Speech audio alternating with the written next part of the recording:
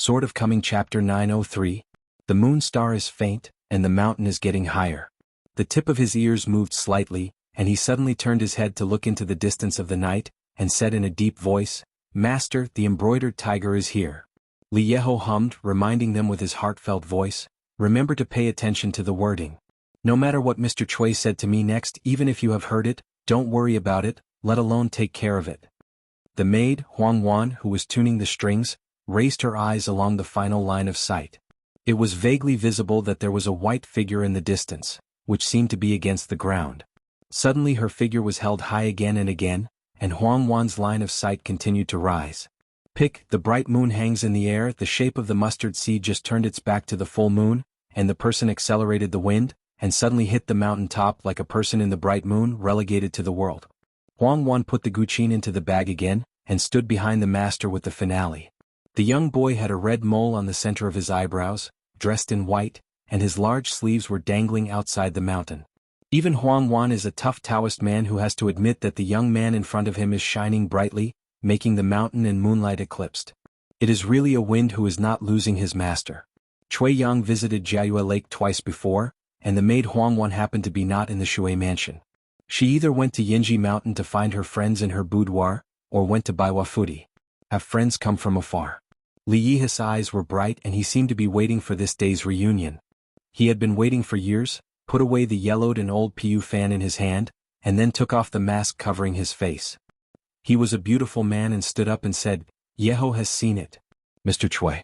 Chui Dongshan said indifferently, "Congratulations to Yeho Rongxing, you can call me Dongshan." In the past, the 3 Five Lakes kings including Li Yeho, were based on the Golden Jade genealogy enshrined in the Confucian Temple to enshrine the gods of mountains and waters.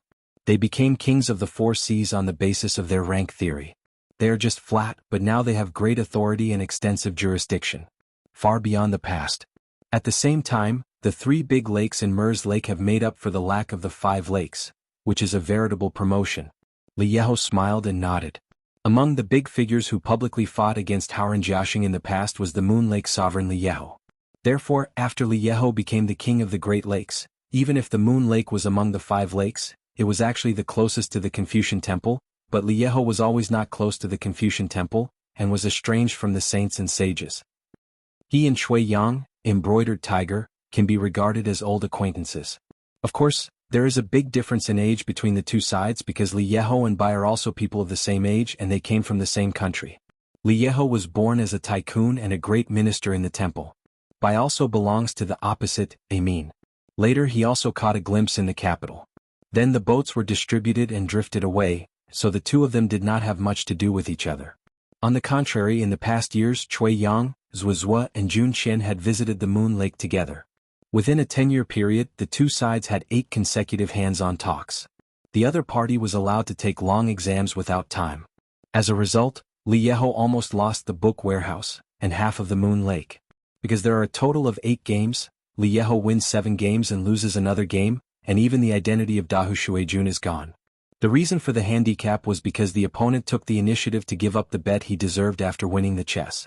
Afterwards, Li Yeho hand-talked the 8 rounds and compiled them into a book of Autumn Water Book, and kept repeating the games, only to discover the mystery, and the difference between the 2 sides' chess strengths was much greater than he had imagined. It was a huge disparity. However, in addition to the introduction of the king into the urn in the first game of chess, Xianhu also showed the enemy's weakness in the other 7 games, but it could make Li Yeho unaware, always thinking that the loss of chess was just a difference. Later, when Chui Yang rebelled against the Wenxing line, he also secretly walked through the Moon Lake house. Chui Yang asked him if he would like to travel a long distance and do something for this world, but he was turned down by Li Yeho. Chui Yang didn't seem to be disappointed either. Before leaving, he just saw the chess book on the table and casually said with a smile, "It is better to change the name of the chess book to Pawn Bull Book." Li Yeho, who was born as a Taoist priest, was only dumb and silently sent the embroidered tiger gift out of the country. It's not that I'm afraid of getting into trouble, nor is it reluctant to be the Shuijun, but after Li Yeho became a god, he became more and more disinterested, as if all his ambitions had been lost to the once selves, once talented. A child prodigy, a young Taoist priest who was ordered to live in a secluded mountain in the mountains but had a heart for the mountains and rivers. He came out as an official to turn the tide on the fallen young civil servants. He continued the country, repaired the mountains and rivers, saved the people in the middle-aged and twilight years, and finally succeeded. Turned into a of mountains and rivers, no longer caring about family, state and human affairs, just buying books and collecting books. WWW. Novel. Calm repairing books. Cui Dongshan turned his head and changed his face. He smiled and joked, "Brother Killing, how come you haven't seen him in 100 years and his level hasn't risen but he is taller? Is there a unique secret? Why don't you teach me?" The short man blushed and said dully, "Nothing, Mr. Cui, don't talk nonsense." On embroidery Tiger Cui Yang sighed, bowing his head and acknowledging it was not ashamed. As for why Cui Yang became a young man, God knows. Isn't it normal for strange people to do strange things? Before coming, the owner had reminded him in xuanhuan, if he saw a young man whose name was changed to Cui Dongshan, he could be regarded as an embroidered tiger. Xuanhuan didn't realize until this moment that the man beside him seemed to be more than an inch taller. No, it was a full 2 inches. She suddenly wanted to understand the mystery and said angrily, "Finish, did you get kicked by the donkey in your head, and you have to learn from Aliang even this kind of thing?" It turned out to be the one who finished learning that dog day, and the mystery is hidden in the boots. Someone had brought a young scholar and an old man in yellow clothes with a fairy-like bones, to visit Jianghu Lake together. Then on the other side of the steps the guy took off his shoes and put them back on immediately. It's good for the young scholar to say that from beginning to end, he was well-mannered and polite, but the yellow-clothed old man next to the young man was really unexpected and surprised Xuanhuan. At the time he was in the water mansion and he was unpredictable. Very high and soon became famous on the side of Yuanyangzu, claiming to be a Taoist, and hitting a blockbuster as soon as he shot it, and the face of Nan Guangguang, who was also a great monk in the Ascension realm, was lost. Li Yeho opened the door and said, "I believe Mr. Cui knows exactly what Yeho is asking for this time, so he can make a price." Cui Dongshan smiled and said, "It's rare to retell the past. Why not talk about things while playing chess?" Li Yeho said, "As long as there is no bet, Yeho can leave Tongyi's Hao later and bite the bullet and accompany Mr. Cui to talk about a round." Cui Dongshan persuaded, "Small gambling if you accidentally get out of the moon game by Yeho, isn't it a Yilin Mei Tan? I can let it go first." Seeing that Li Yeho was unmoved, Cui Dongshan rubbed his chin with one hand and extended with the other. "If the first is not enough, I can let the 2 sons again, how about?" As a result, the de Shui Jun still pretended to be deaf and dumb. Cui Dongshan stomped his feet, shook his sleeves and complained, "Yeho, you are too arrogant. Do you want to be a go-beginner and make a fortune? Turn off." In all dynasties, the Yilin Chess Academy under the mountain had the custom of letting 9 men play against each other. If a chess player wanted to enter the room and gain a rank, he had to pass the 9-sun pass of the national chess player.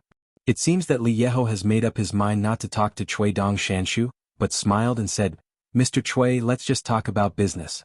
Yeho is not here for a tour of the mountains and water. He needs to return to the South China Sea to the ferry immediately. Xiandushan has a lot of work now, so I won't waste Mr. Xia's precious time." Cui Dongshan sees that the other party is not getting the bait, so what a way is it?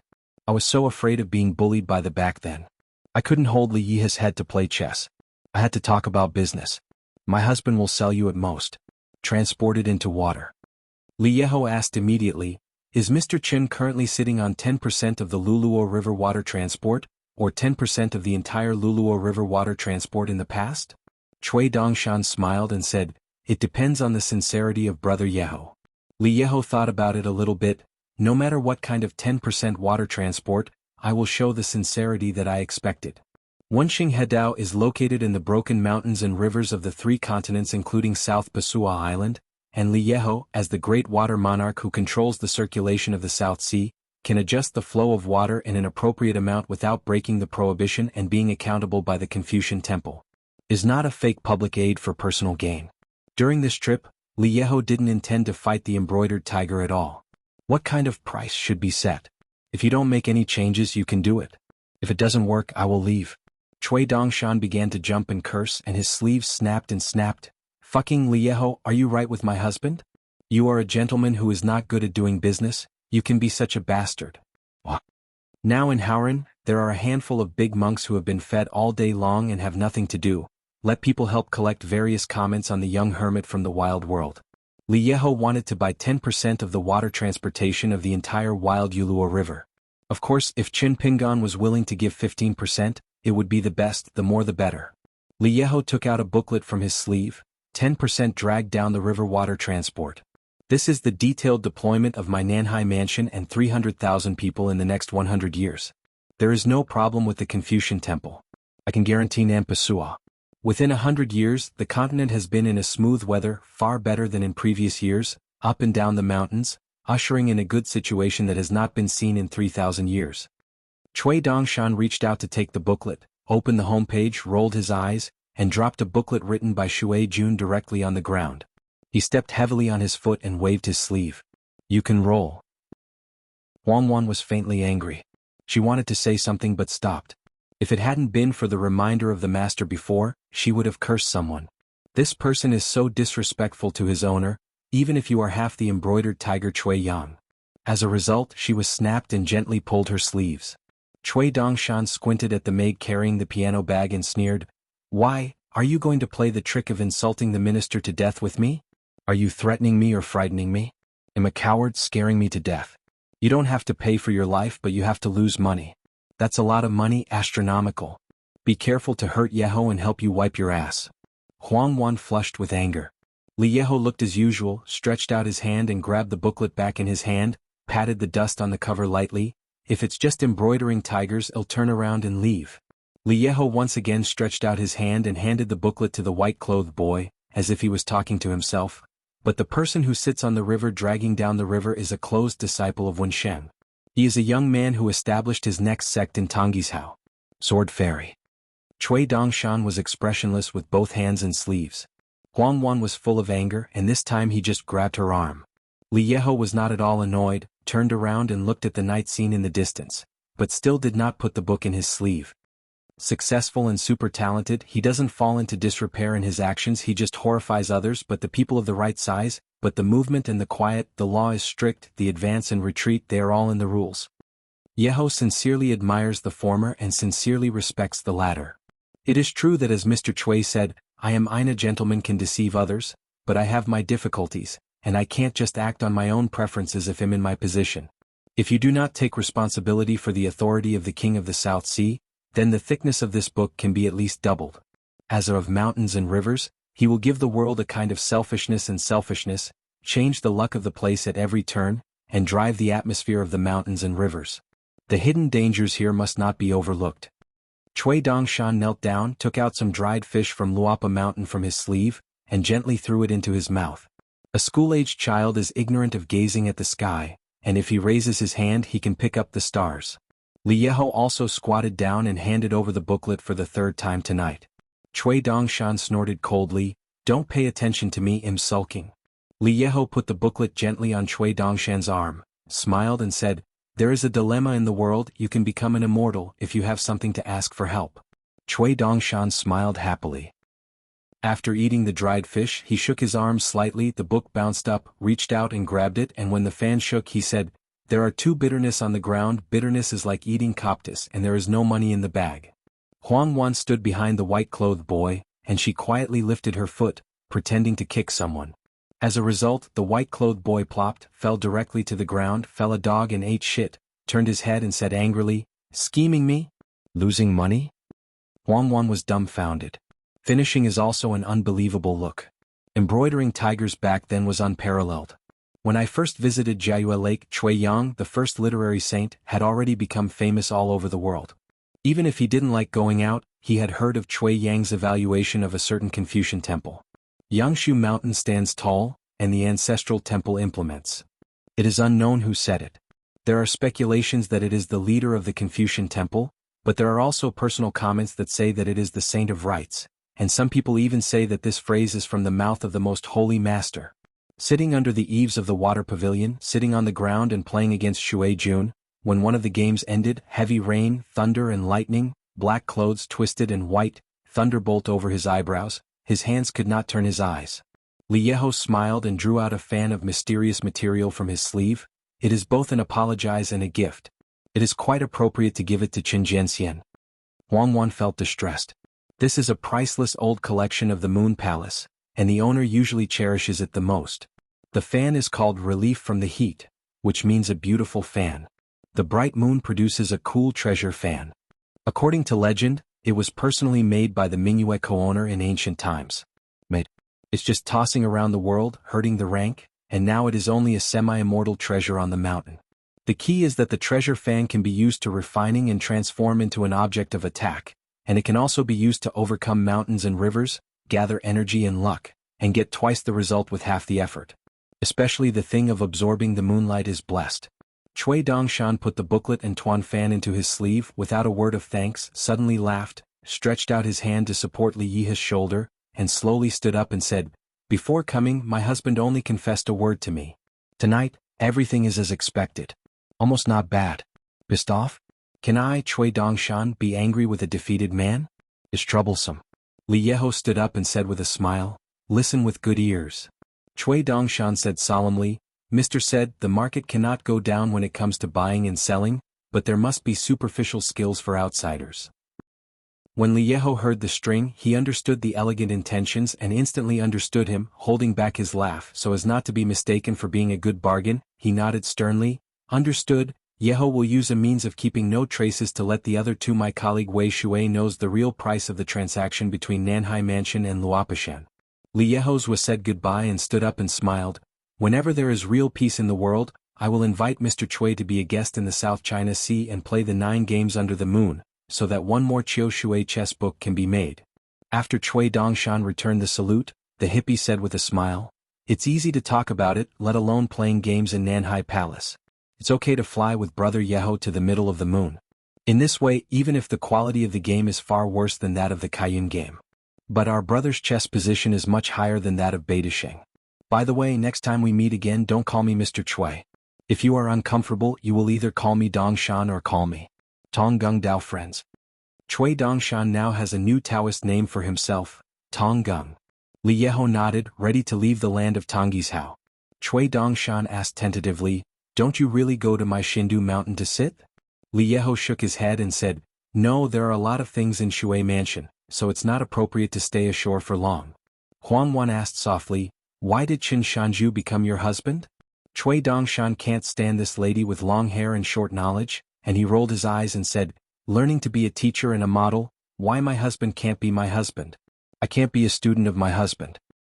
Li Yeho said roundly, "In fact, Xuanhuan admires the hidden official very much." Xuanhuan nodded his head, "This is a fact. Last time in Gongdalin, the young hermit was standing next to Wensheng, helping his husband to deal with others, and the young master gave people a sense of spring breeze. The white-clothed boy immediately frowned and said, 'Sister Xuanhuan, I was wrong. If we meet tonight, there is something wrong with me. I beg my sister to bear with me.' Xuanhuan really doesn't adapt to the treacherous aura on this young man. Is this person a so-called wise and near demon? Isn't he already being held hostage by the other party? Otherwise, why did the master remind her many times and kill her?" The more Xuanhuan thought about it, the more worried he got, and he squeezed out a smile, which was regarded as an agreement. Li Yeho took the two of them away from the top of the mountain with Yufeng.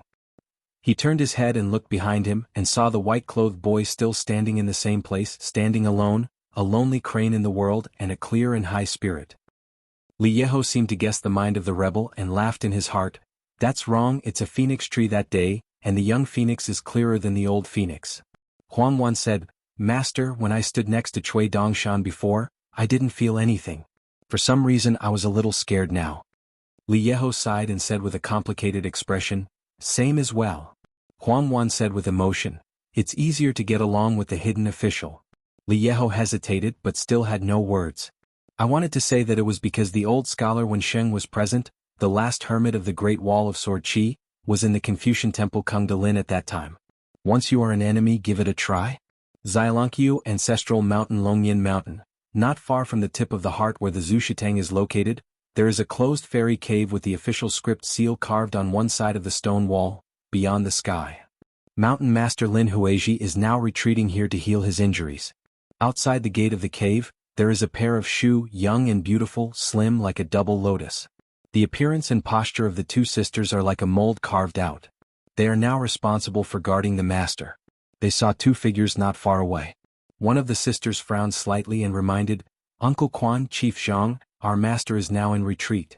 Quan Qingqiu came here with the Chief Keqing, with a pocket fishing rod hanging from his waist like a saber.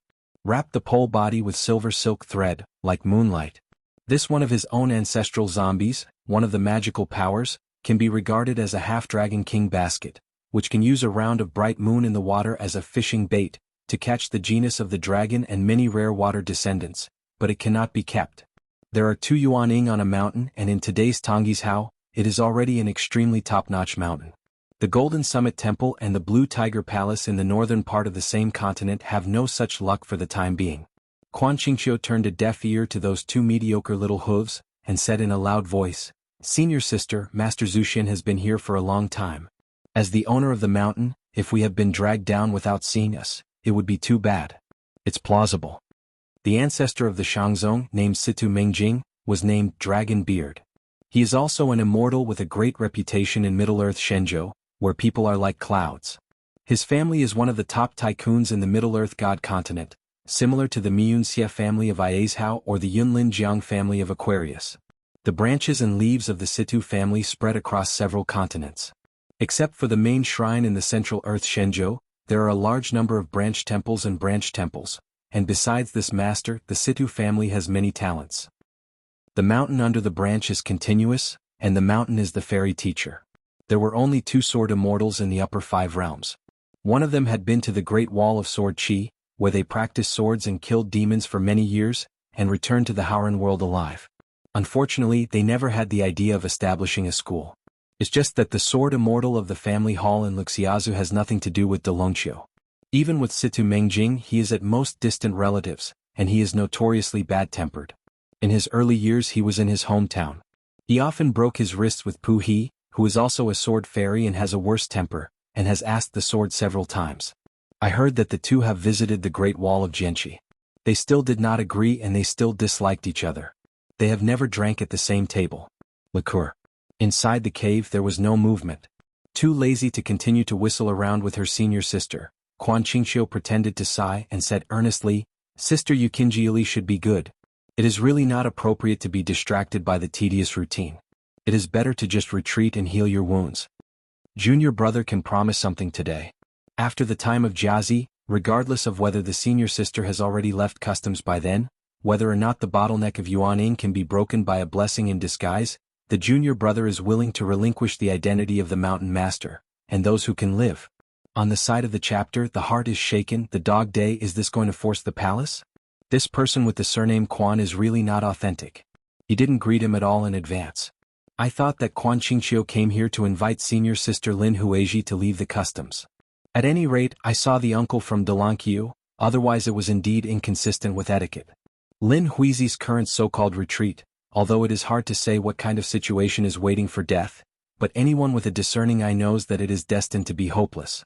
As Xiaolongqia's chief guest, he is actually a face-to-face figure in the mountain, like a plaque hanging in the hall against wind and rain, just for outsiders. Xiaolongqiu is now surging under currents, and he opens one eye and closes one eye. Anyway, whoever comes to be the lord of the mountain will not delay him from regularly taking a guest salary, the guest of the sect on the mountain, and the royal family of the dynasty of the mountain. It is recognized as a good errand. I dare not say that it is too fat, but it belongs to lying down to make money. Therefore, Zhang Luzhu is not suitable to stir up this Xiaolongqia's mountain gate conflict. It should not be mixed, and it is not suitable for fishing in troubled waters. It is easy to eat and hang on the side of Shangzong Delongqiu. The door of the cave house slowly opened, and a middle-aged female cultivator walked out, with a clear and beautiful temperament. It is Lin Huizhi of Master Xuanhuan. There is a green gourd hanging from her waist, which is Xiaolongqia's treasure of Jinshan, and a half-fairy Guyu gourd. As Xiaolongqia's current mountain lord, Lin Huizhi can practice among them. Otherwise, if it is refining, it will be extremely difficult to peel off the tears of restrictions and talk about inheritance. Different from the younger brother Quan Qingqiu, who is a mountain Taoist couple heirs immortal material, Lin Huizhi is a native of Tonghua, a monk in the Yuanying realm. And her younger brother Quan Qingqiu, who was in the Yuanying realm together with her younger sister, personally created the wild garden for the immortal masters from other towns to visit, and won a lot of good reputation on the mountain. However, he was born in Shangzong. Only when he was young he came to this practice from Shangzong Delongqiu, and worshipped the former mountain lord as a teacher under the instruction of his parents. Lin Huizhi looked cold and indifferent, and glanced at Zhang Luzhu who was standing beside her junior. The old Yuan Ing with the road name, Narcissus, immediately called the chief inspector. I have seen the mountain lord. Lin Huizhi said, I went to meet Huang Ting, so I went to see Uncle Zhu. Quan Qingqiu smiled and said, then I will go to Uncle Zhu first and wait for senior sister in Panasonic. In the Rui-pointed hut, Huang Ting and a young girl are eating taro simmered over charcoal fire. Huang Ting glanced at Linghu banana fish. The girl was sitting opposite the brazier, exhaling gently towards the hot potato in her hand. In Huang Ting's view, a Xianxia mountain was full of decay and stagnant water. If she were Dalongqia sect master, she would have no face to tell people that there is a down mountain called Xiaolongqiu in Tonggishao. There were three main forces that had coveted Taiping Mountain. In addition to Xiaolongqiu, there were Wan Yaozong and the Yu dynasty. As for Quan Qingqiu, who looks like a dog, he is actually a watchdog who wags his tail at Jindingguan. He has a good name in vain. When Huang Ting asked Zhen Xiaolongqiu and struck Lin Huizhi with a sword, it was not wrong to wrong her. Without the acquiescence of this female mountain owner, how could Quan Qingqiu let a chief guest clerk run to the Taiping Mountain to stay there, calling friends to look in the mirror every day? In fact, after Qin Pingan took a trip to the Ruyijian, Huang Ting was about to leave here to go to the capital of the Yu dynasty, and then return to Taiping Mountain. Had it not been for the Linghu banana fish on the mountain, even if Huang Ting had left Xiaolongqiu within 100 years, no matter whether the mountain owner was her or Quan Qingqiu, he would not want to repair the Patriarch Hall. Every time the Patriarch's Hall is repaired, it is equivalent to asking her about the sword. Moreover, Huang Ting had a natural instinct that Quan Qingqiu must have colluded with the Wild Monster clan. It's just that she can't show any evidence. The Middle-earth immortal named Dragon Beard came to Xiaolongqiu down the mountain. Looking at Kinkia's favoritism, he was not satisfied with the owner of Lin Huizhi. Although this immortal has always stayed simple after he arrived at Xiaolongqiu. Even the last time Qin Pingan broke into the mountain, the other party did not show up. But his existence itself has already brought a tremendous amount of pressure to all monks Xiaolongqiu who are biased towards the mountain lord or who choose to be neutral. If money in the world is a heavy rain, it seems to be pervasive and omnipotent. But power is a heavy snowfall. Facing the snow outside the door, the people inside the door will be daunted, and it can really freeze to death. If it hadn't been for a certain will from Dalongqiu, Quan Qingqiu would definitely not dare to make chaos on the side of senior sister Lin Huizhi today. The upper beam is not straight and the lower beam is crooked. The ancient Panasonic stone table has an endgame. A middle-aged man with a natural look bleak and miserable sat at the table and watched the unfinished chess game. He stretched out his hand and twisted a virtual chess piece. In an instant there was a brand new chess piece on the board. The original position appeared, and the chess pieces in the man's hand dissipated on their own, and the ancient chess game remained the same. Worshipping the moon and refining qi, pulling the stars, undoubtedly immortal handwriting. Therefore, the table is not only a game of chess but also a game record but also a formation. There are only 81 chess pieces on the table. If 108 pieces are played on the chessboard, it is a complete array with good time and place. This is similar to the antique shop. The product is incomplete and the price is too much different. For example, a set of 12 flower cups secretly made by Baiwafudi, if only 11 are collected, even if only one flower cup is missing, the price may be as much as doubled. The man set foot on Xiaolongqiu across the continent this time, and he can barely revisit the old place, but it is nothing but a human being. Back then, Master once played chess with a young immortal, and it was Han Jiangshu, the contemporary lord of the Wanyao sect of Sanshan Blessed Land. I heard that this person wants to start the next sect now, but for some reason, there is no definite movement since the delay. Logically speaking, with the rich heritage of the Sanshan Blessed Land, the long inheritance of Wan Yaozong, and the realm of Han Jiangshu's own cultivation, the establishment of the next sect will only be a matter of course. The reason why he traveled across continents with his master back then was to meet Lin Huizhi's teacher. At that time, Dalongqiu had high hopes for her, hoping that she could use Xiaolongqiu as a land of Longxing in Tonggishao, and when she reached the 5 realms she could start her next clan. According to the rules set by the Confucian Temple in the early years, the branches and leaves on the mountain may be more rigorous than the clan pedigree under the mountain. For example, if you want to start the next sect in another continent, the founder of the next sect must become a Yuanling in the local area and then break into the 5 realms. Instead of sending a jade pure monk at random, you can start a sect. Feel free to add leaves and branches. Moreover, such things as the establishment of sects by outsiders are very taboo and are excluded. After all, a foreign power, once the sect is opened, will share a piece of the pie, swallowing the surrounding landscape aura and avenue fortune. Just like the Pima sect in Luzhou, North Ju when it was founded, there were continuous ups and downs and heavy casualties.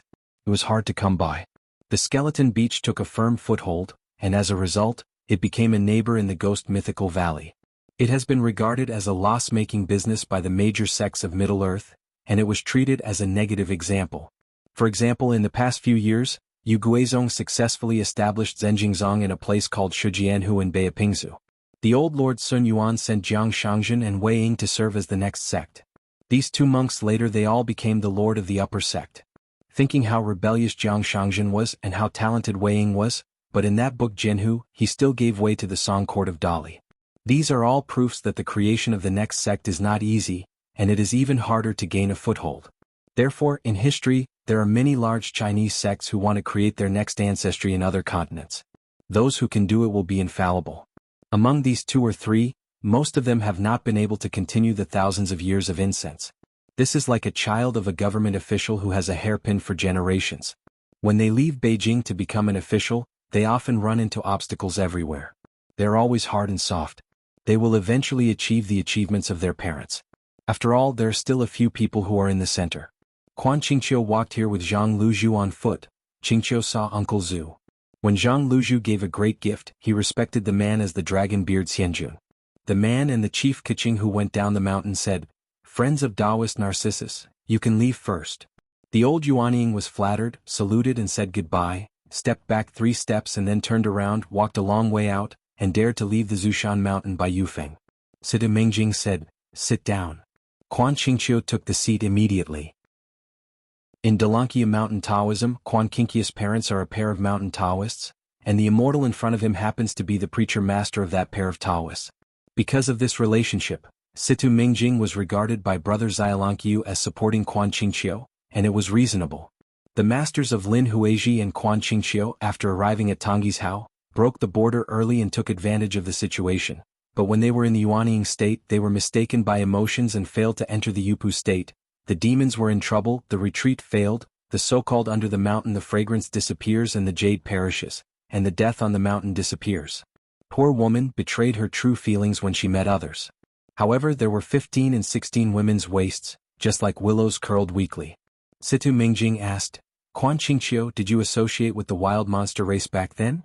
Quan Qingqiu's expression remained as usual, and his tone was calm and said, "Patriarch Mingjian, there is no such thing. The immortal Matsushita does not speak, his own pine waves are like a natural sound." Quan Qingqiu regretfully said, "Sister Lin's practice has been too smooth in her life, and her Taoist heart is not tenacious. She failed in 2 retreats, so she has no confidence in the matter of breaking the boundary. She always feels that her deadline has come, and she has been imprisoned by Huang Ting.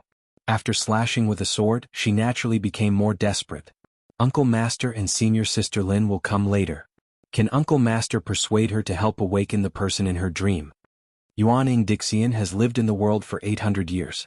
Coupled with some means to prolong life, there will be a saying, "Qianxiu on the mountain." As for the suffix "long live on the mountain," the so-called "proving the way to live forever and live the same life with the heaven and earth," is a feat that can only be done by the monks of the 14th realms in the legend. Seeing that Uncle Master was still reluctant to speak, Quan Qingqiu carefully brewed her words and said slowly, "If Senior Sister really wants to keep her identity as the Mountain Lord, she can open the skylight to speak brightly. You don't have to splash dirty water on me with Uncle Master in secret, Xiaolongqiu. No matter what the Patriarch's ancestors are discussing, they report to the ancestors of Dalanqiu, saying that I tried to usurp the throne. In fact, it does not matter. Anyway, when the door is closed, they are all their own family members. It's just that I didn't expect that Lin Huizhi would use this kind of tricks to keep the position of the Mountain Lord and humiliate my reputation. It's nothing. It's not a big deal that it will cause the Shangzong to be held accountable by the Academy and even the Confucian Temple. Once those rumors spread, the consequences are so serious, not to mention that the Shanshui Dibao has now lifted the ban, and the immortal family who is jealous of the Shangzong will surely promote the situation in secret and publicize the matter. Sister Lin's move is unforgivable. It is simply ungrateful and ashamed of the sect. Cultivation of the door is tantamount to revenge and revenge. This Lin Huizhi is really frustrated. Hearing this, the fairy still looked calm, just staring at the chessboard endgame. This Quan Qingqiu's parents and 2 disciples are not as talkative as their sons. Situ Mingjing suddenly stretched out his hand and grabbed a handful of pine needles in the palm of his hand. The palms pressed against each other and rubbed it carefully. Then he spread out the palm and the debris was scattered in all directions. Among them there were dots of talisman light, which was unusual. Quan Qingqiu didn't dare to say anything more, worried that he would be superfluous and annoy the uncle master. Delongqiu, who doesn't know this ancestor, likes being clean and troublesome. Situ Mingjing finally said, "After you leave, tell Lin Huizhi to keep her in retreat." Quan Qingqiu was secretly overjoyed in his heart, got up to say goodbye, and obtained the decree of Uncle Master. The overall situation has been decided. It must be that Lin Huizhi's retreat will not be able to get out, and it has caused unpleasantness in Uncle Master's heart. After Quan Qingqiu left, Situ Mingjing stood up and found an ancient pine and an old tree that has gone through winds and frosts. There is still plenty of business, but it is a pity that young people have no old interest. This immortal is a son of a wealthy clan or from Wufanger. He is full of spirit, fresh clothes and angry horse, arrogant. Later the prodigal son probably turned his head back, but fortunately he didn't lose his head. The fairy held the pine with his hands, turned his head and looked at the thatched hut in the distance, and said in his heart, "Huang Ting, can you come here to tell?" Huang Ting took a small pile of hot taro in his sleeves. After he walked out of the hut, he shrank the mountains and rivers and stepped to Panasonic. He sat directly on the stone bench, peeled off several taro skins, and put them in his mouth together. Drumming, slurred and said, "Let's talk where to fight. You come to pick a place I can discuss it easily." Sitting across from the stone table, Situ Mingjing said in his heart, "Quan Qingqiu coveted the Taiping Mountain Minji waging Taoist rhyme without authorization and tried to steal the Taiping Mountain ruins. I have to apologize to you for Delongqiu Patriarch Hall. If it wasn't for you in Xianxia, I will take a trip in person and come to apologize." Huang Ting sneered, "Remains?" The fairy said, "I made a mistake and I will apologize to you again." Huang Ting said, "Keeping the right to Qingqiu is a scourge.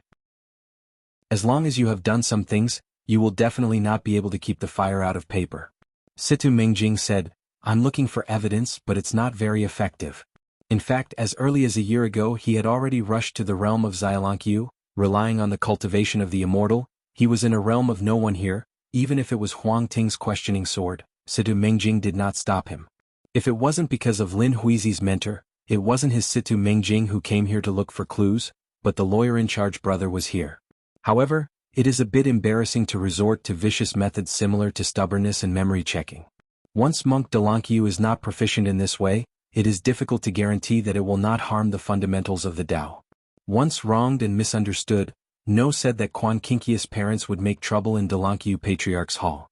Putting himself in the place, Situ Mingjing might also hate Shangzong for it.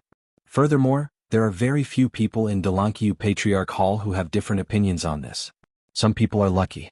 Since Xianxia has not done any dirty work on the table and has not really harmed the mountains and rivers of Tonggishao, then why bother to excite the people? The old saying is that there is no filial son in a poor family, and there is no perfect person in the age of the heart.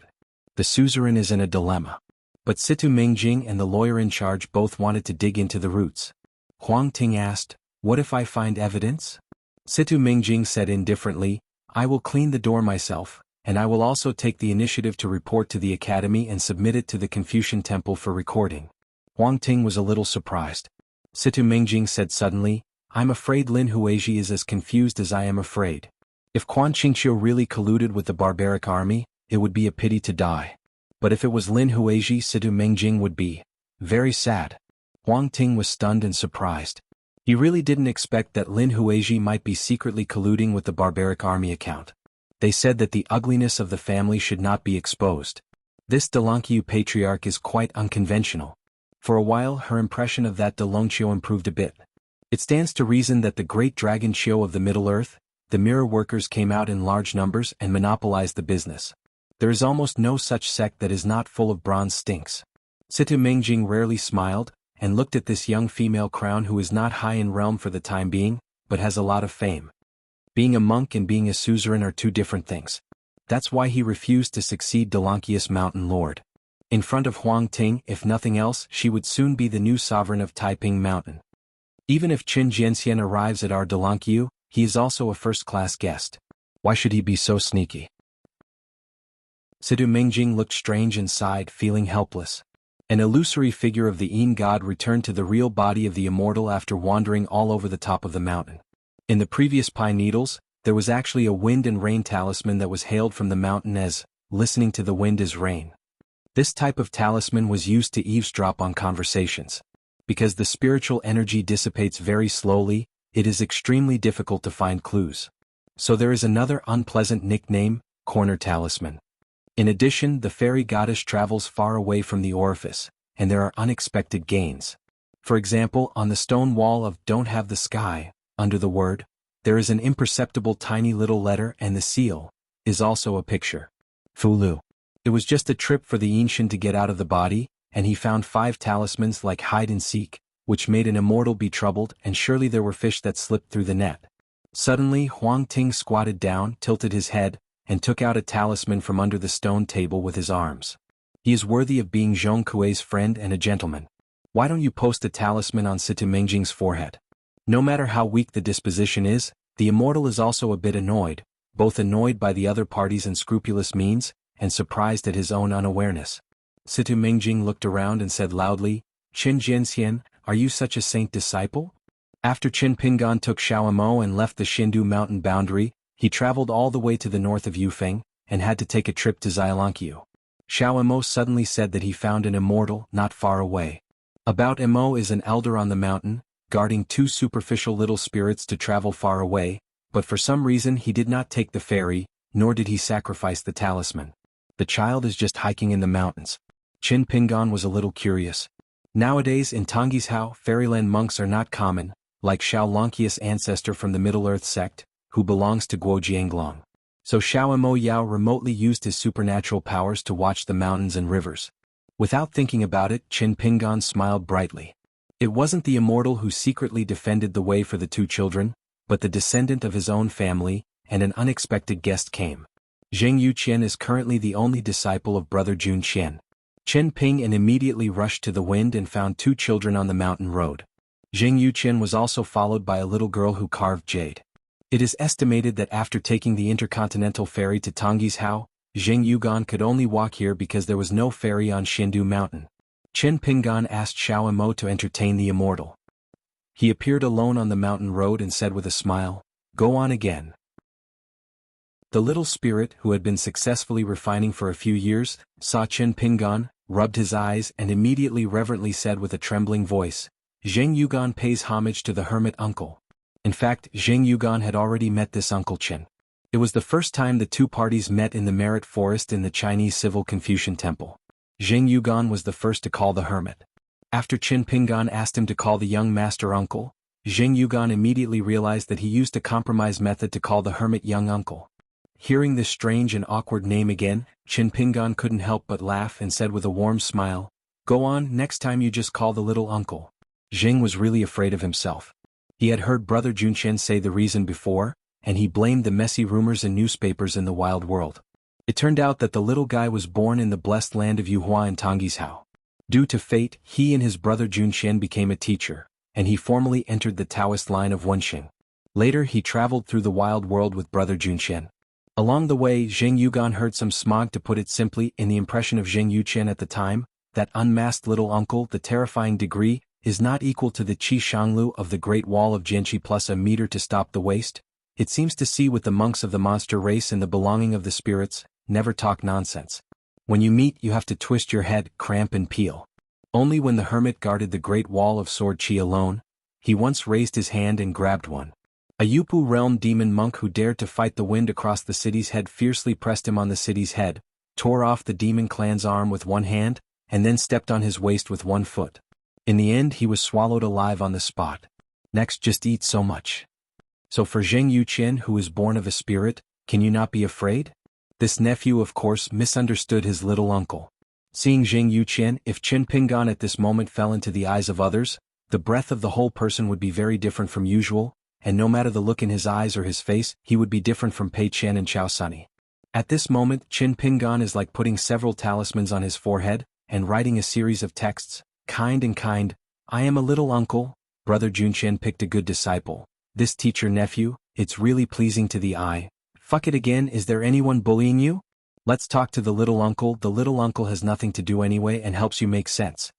There are hundreds and thousands of cults under the heavens and monks, But don't compete with Wensheng's line to protect the calf's high and low level of Taoism.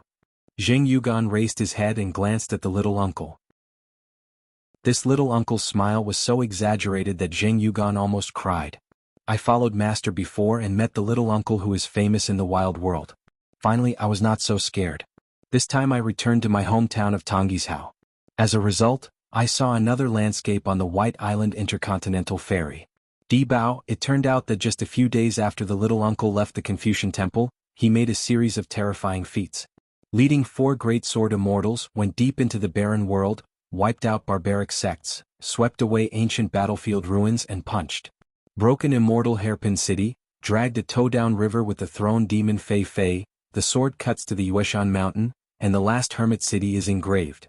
The content on the Dibao made the little spirit both happy and proud. If you can't wait to see someone, you will say that I am the master nephew of the hermit. It's just that Zheng Yugan will inevitably be a little worried. Alas, to be honest, even though the junior uncle is on his side, he is still very approachable, but it seems that he is still the uncle's wa, so he is less afraid. Qin Pingan asked with a smile, this one is? Zheng Yugan hurriedly introduced, Master left me in Taishishan before. She is a friend I met on the mountain whose surname is Tan. Ingzhou, can I tell your name to the hermit teacher? As soon as he said it, Zheng Yugan, who was already nervous, became more and more at a loss. The little girl named Tan Ingzhou hummed softly, her voice as thin as a mosquito and fly. Qin Pingan nodded and smiled, hello Tan Ingzhou, my name is Qin Pingan, and am a little uncle who is doing it again. The little girl looked dumb, a little dazed, she nodded stiffly. She is a disciple of Guo Uding, the ascended realm great monk from Taishushan. She is very young and has a high seniority. Because many of Guo Uding's 6 direct disciples are disciples and grandchildren, this little girl is often called the Taishang Patriarch by the gray-haired monks in the mountains. Baidi City and Taishu Mountain are both unique Zongmen mountain tops in the vast world. In the eyes of a gash trainer who is outside of the evil spirits, he looks like a god. A holy land in the eyes of the native monster monk in Howran. Guo Outing's road number was Yuming, so it was hailed as the master of Yuming Taoist by the monks of the demon tribe. He is one of the 10 people in Shenzhou of China. According to legend, he had a feat of cutting Huangquan Road with a slash. It is rumored that it was Guo Outing and the last generation of Longhushan Great Heavenly Master. They had a fight on the top of the mountain, shattering the entire Taishu mountain, and the landscape was extremely difficult to stitch. Only afterwards, the iron tree in the mountain will not bloom for thousands of years, one said. The Dragon Tiger Mountain Heavenly Master's mansion, the official post went down the mountain to kill demons, and Guo Oting was originally a monk of the demons, and the hidden murderer killed by Bai left the sea island in the past, is a generation of cultivation. Scholars, so it is indeed reasonable that Guo Outing and the great heavenly master Longhushan did not deal with each other. Actually not. The person who asked Guo Outing for the sword was Qin Qinglu, the one who cut the dragon, and he almost hacked Guo Outing to death. The new Taishu mountain was actually piled up by the broken mountain range, so it was hundreds of feet shorter than the old one. According to the agreement, Guo Outing, who was the defeated party, would not bloom for a day as long as the Taishu mountain was on top of Zongmenza mountain. Guo Outing could not leave the sect for one day. The most excessive thing is that in Taishu mountain, no vegetation or flowers are allowed to be planted.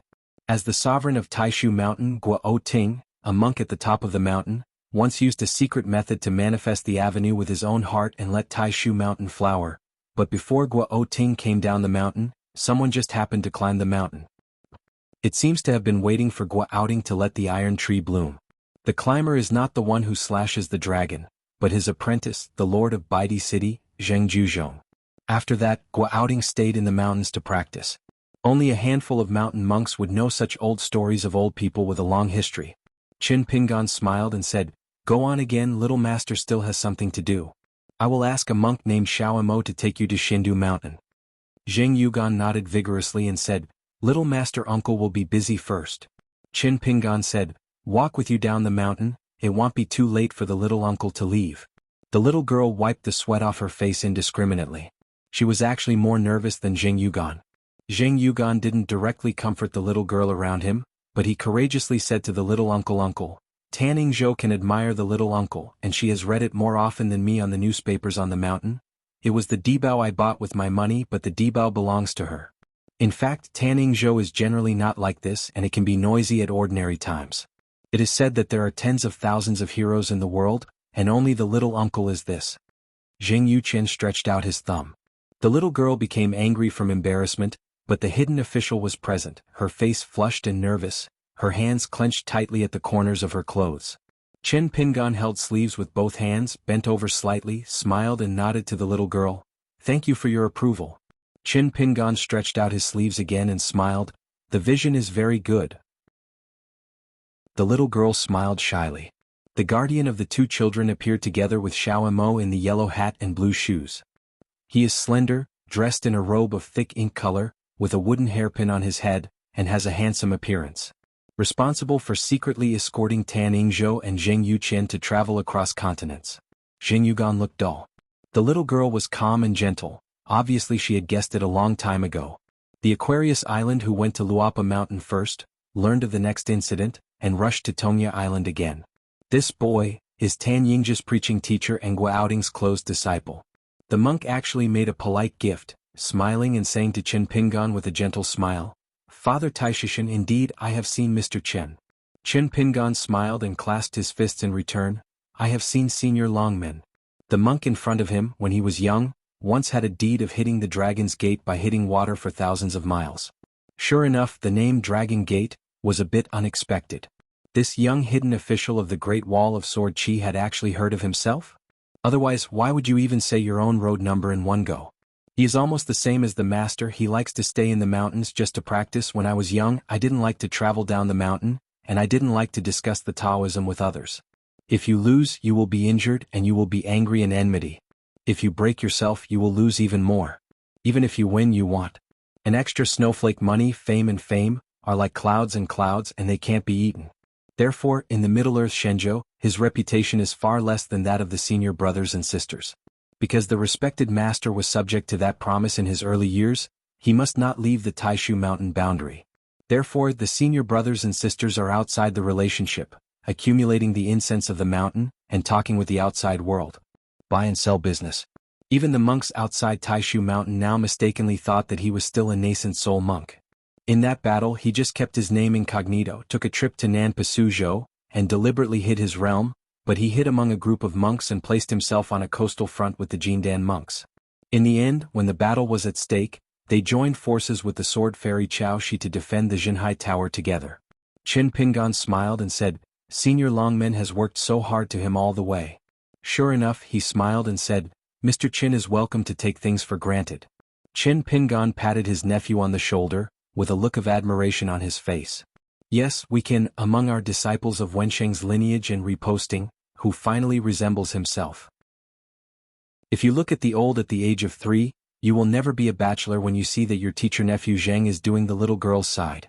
Some things have nothing to do with learning and realm. I really need to talk about talent."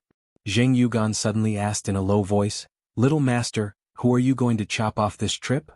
In the eyes of the little spirit, the little uncle who he most respects is either carrying a sword and cutting people, or walking on the road of carrying a sword and cutting people. Chen Pingan wanted to explain to Zheng Yugan that your little uncle in fact has always been kind to others and everyone knows that. It just happened to rely on a wind and rain talisman, to hear the question of the fairy Xiao Longqiu, and Chen Pingan smiled and said, "It's a fairy." Sort of Coming Chapter 904. On Xilanqiuza Mountain, the Dragon Vein Ridge looks like a handful of wishful thinking. Gu Panasonic, Situ Mingjing seemed to conclude that Chen Pingan would come here, and began to close his eyes to rest, and patiently waited for the young hermit's visitor, Xiao Longqiu. Huang Ting was a little boring, so he called Linghu Banana Fish to come here to accompany him and chatter, but there was Longbeard Xianjun, Grand Profound Master Uncle Grandmaster, present. How dare the girl make any trouble? No matter what Huang Ting asked, she just nodded or shook her head. Never dared to disturb the ancestors' cleansing. As a monk going down the mountain, he is of course familiar with and talked about all kinds of anecdotes and fairy tales about his ancestor Delongqiu. There are endless stories about the story of the Dragon-Beard Immortal. He is a good friend with Zhou Xinji, one of the 10 Chinese people in the past. He has participated in the banquet of Qingshan Mountain in Zhuhai Dongtian, one of the most beautiful places in the world. The of life, the flower god, is his confidant. He travels upside down the mountain and has a good talk with the Taoist Gaozhen who holds the dragon beard, and his master is by Yujingzhen invincible. Staying in the Shuijing Palace, one of the 4 private residences on the Downfall Mountain, It is rumored that the Yunxian fairy of Yulongzong is quite close. The ascendant monk from Iazhao, who was called Master of 37 Peaks, was even a year-long friendship. At the beginning of the practice, the realm of the two sides was very different, so they were nicknamed Little Friends of Dragonbeard by the old gods. Until Situ Mingjing circulated aura, opened his eyes after a small week, looked at the girl kindly and proactively said, "Blowing the heat, are you willing to follow me to Delankyu, my senior brother Xuanzhong? I plan to do so in the near future. Accepting disciples, if you are willing, I can help introduce them." The monk's mountain road name is like a small print, so called by the elders. Of course it is a kind of recognition and closeness. Linghu Banana Fish quickly got up. Of course, the girl didn't want to go to Delankyu, but she didn't dare to tell the truth, so she was a little embarrassed. Situ Mingjing smiled and stretched out his hand and pressed twice. "Don't be nervous, don't go if you don't want to go. Someday in the future, if you want to travel to the Middle-earth Divine Continent, you can fly a sword to send a letter to the Dalong Chio Yunxiu Mansion in advance." Yunxiu Mansion is the dojo in the mountains of the Dragonbeard Immortal Monarch. On the girl, someone's shadow was vaguely visible, which was specious. Linghu Banana Fish hurriedly thanked the chief. The Middle-earth Immortal suddenly stood up and said, "Father Delankyu, Situ Mingjing, has seen Lord Qin Shan." A green-shirt swordsman floated down by the cliff, smiling and saying, "Luopashen Chen Pingon, I've seen Dragonbeard Immortal." Behind him was a follower with a yellow hat and blue shoes, lightly tapping the green bamboo stick in his hand. It was not long ago that Situ Mingjing received a Shanshui Mansion report from Delankyu from Shanhaizong. Tongyishao is too closed.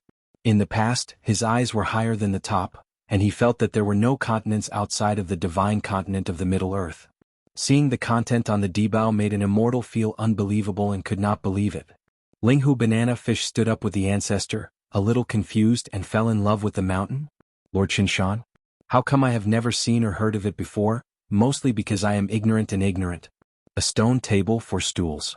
Long-bearded immortal monarch Huang Ting's sister, who is temporarily the host plus 2 guests. Linghu Banana Fish was about to move, giving the position to the entourage of Lord Qinshan. "I saw a young man holding a green bamboo staff standing behind the Qingshan Dao in a long coat and cloth shoes."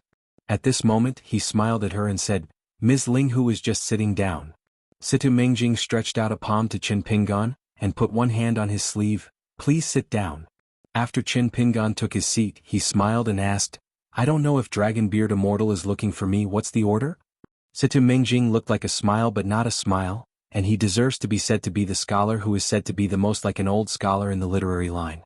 His face is not thin. This Middle-earth immortal, with a clean face and a beautiful beard, seemed to be a poor man living in seclusion in the mountains and forests. Delankyu is in the Middle-earth Shenzhou. Even if he has 2 immortals sitting on the mountain, he is making money every day and his family is deep, but he still belongs to the second-rate sect. It is derived from the vast territory of the Middle-earth Shenzhou beyond imagination, and the other 8 Zhou, a sect, can own an immortal. It is already a well-deserved top sect fairy house. But in the Middle-earth Shenzhou, whether the second Lu sect can be in the first line, there is an insurmountable sky moat. In the mountains, is there any ascension? Situ Mingjing did not want to go in circles with each other, and said straightforwardly, "I believe that Lord Qinshan is already very familiar with our Xianxia. What I said earlier with Huang Ting is even more sincere. I dare to ask Lord Qinshan how to teach." However, Qin Pingon answered the wrong question. "If you remember correctly, you Delankyu in the earth plus this downhill, there has been no new jade in more than 200 years. Now there is only one monk in the Yupu realm of Delankyu, and that is the Delankyu Zhanglu with the name of the Hanging Bell, the master and the junior of Situ Mingjing. In addition, they are all old-aged infants, such as Lin Huizhi who went down the mountain. Quan Qingxiu is still a little better, and with good aptitude he is expected to be among the 5 realms. I believe this is also the embarrassment for the great Longqiu and the Patriarch Hall. With Situ Mingjing's temperament, it is certain that he would not be the supreme master, and the violent temper of the Hanging Bell is natural, and it is not suitable to succeed the suzerain. So once the sovereign lord dies, which day the soldiers will be disbanded, and Delankyu will continue to inherit the incense for 3,000 years, what should I do? Where is a monk? How to gain a foothold in Middle-earth? Can't let a cultivator of nascent soul realm be the sovereign. Isn't it the great jealousy of sliding the world? Situ Mingjing nodded. Anyone who has no farsightedness must have near worries. Qin Pingon smiled and said, Fortunately, no matter how green and yellow, as long as the dragon-beard immortal monarch is present, it will be better than those immortal palaces that have been removed from the sect. At most, they are a little bit frustrated and will be laughed at by the outside world. Zongmen Taoism inheritance year and month are divided into 1-year-old and imaginary years, depending on whether there is a jade realm. On the Confucian temple, a 300-year period will be given. If a sect has no yupu within 300 years, the title of sect will be removed as per the rule. It's just that even if the Lonkius old sect master has solved it, there is Situ Mingjing, a young immortal, and that junior brother Hanging Bell. How can they not be reduced to the level of calculating imaginary age? In fact, Linghu Banana Fish has been listening with upright ears, seeming to be sitting right upright without squinting. In fact, she took the courage and secretly glanced at the Qingshan guest next to her from the corner of her eye. This young mountain lord with a smile plus the last sentence, I was jokes by the outside world, it was really, not beating. Huang Ting looked at the guy who was sitting with his legs up, with a relaxed and calm mind. She sighed with emotion. If she said she had a good fate, this guy would have a hard life. Back then, Qin Pingan was in the Lotus Root's blessed land, in fact at such a level, but he was able to break out of the siege on his own. Don't talk about the invincible Ding Ying, just talk about Zhou Fei Lu Fang, which is the fuel-efficient lamp. In fact, Huang Ting secretly traveled to Feixingcheng in the colorful world, where the sword repair was on the wine table. As long as the last hermit of the Great Wall of Sword Qi was mentioned, he would have a clear attitude, and there would be no such thing as don't care in the middle. Qin Pingan looked at the chess game on the table and said casually, so if Dragonbeard Xianjun really wants to clean up the door and remove the 2 Dragon Chio's nascent soul realm all at once, it's really too bad for his vitality. The enemy is quick. If one is not careful, it will even cause the sect to lose this enclave of other continents. I believe this is also the reason why the Dragonbeard Immortal has not done anything. Improperly the Lord of the Dalankia Mountain, he has already felt guilty for the ancestors of the past now. If you destroy the foundation of the mountain with your own hands, whoever changes it will have to worry about it. Situ Mingjing was silent. Qin Pingan raised his sleeves, put out his hand, twisted his fingers in the shape of a piece, and a black chess piece appeared out of thin air at his fingertips. The piece was lightly placed on the chessboard. In an instant, there were signs of windswept clouds on the chessboard, and the weather was ups and downs. All the chess pieces before the implication trembled together, like a small world, with a dragon walking through the water, turning the river and the sea to the sea. Change another hand, hold a snow-white chess piece with 2 fingers, and set it on the chessboard again, and the previous chaos is eliminated in an instant. All the chess pieces stabilized as if they had returned to the sky. Qin Pingan said to himself, good words always make people feel uncomfortable, and it is often not the truth to listen to the light-hearted truth. In Gongdalin, Qin Pingan turned the book frequently. Besides, there is also Mr. Sheeping, who has the most miscellaneous knowledge in the world, so you can ask whatever you want.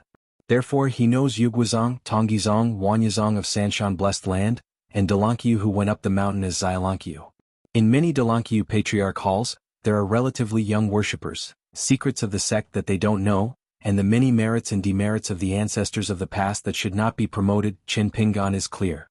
Situ Mingjing lowered his head and squinted his eyes, staring at the chess game on the table, and slowly said, a good chess game, even if Master and Han Jiangshu are present, they will have no solution to the next game. Situ Mingjing raised his head and said with a smile, Qin Shanzhu is worthy of being Cui Guoxi's younger brother, and he is also proficient in playing chess. The stars in life are worth their money. I am born in heaven, am I in Chainan? The moon star is rare tonight. After the young sword fairy settled down, the fairy Situ Mingjing had only exhausted his eyesight, and could only vaguely see 2 slender starlights. If he received an edict, he would be attracted to him. Landed from the sky and finally landed on the chessboard. This means that Qin Pingan's 2 hands of exquisite placement not only fit the avenue's will, but also smoothly. It completely defeated the entire endgame before. Xiao Emo stood behind his son, expressionless. In fact, one day at Mi Xiefeng, after Sect Master Cui learned that there was such a chess game, he took out 2 pots of chess pieces and asked her husband to help compose the game record. As a result, Sect Master Cui glanced at the endgame and put away all black and white on the table. The pawns were relayed one by one. During the period they kept picking up black and white pawns. It was like witnessing the Panasonic game between 2 fairies. Sect Master Cui scolded the 2 idiots while he was playing. Ashamed, laughed generously. Finally he helped Qin Pings play the 2 moves that Qin Pingan made today. Situ Mingjing asked doubtfully, Shanju Qin is still a man of high spirits? Jian Xiu pure Wu Fu Fulu monk. Qin Pingan smiled and asked, is it possible? Situ Mingjing sighed and asked straightforwardly, how do you determine the betrayal of Lin Huizhi and Quan Qingqiu? Ling Hu Banana Fish instantly paled. Qin Pingan smiled and said, then I'm just talking nonsense?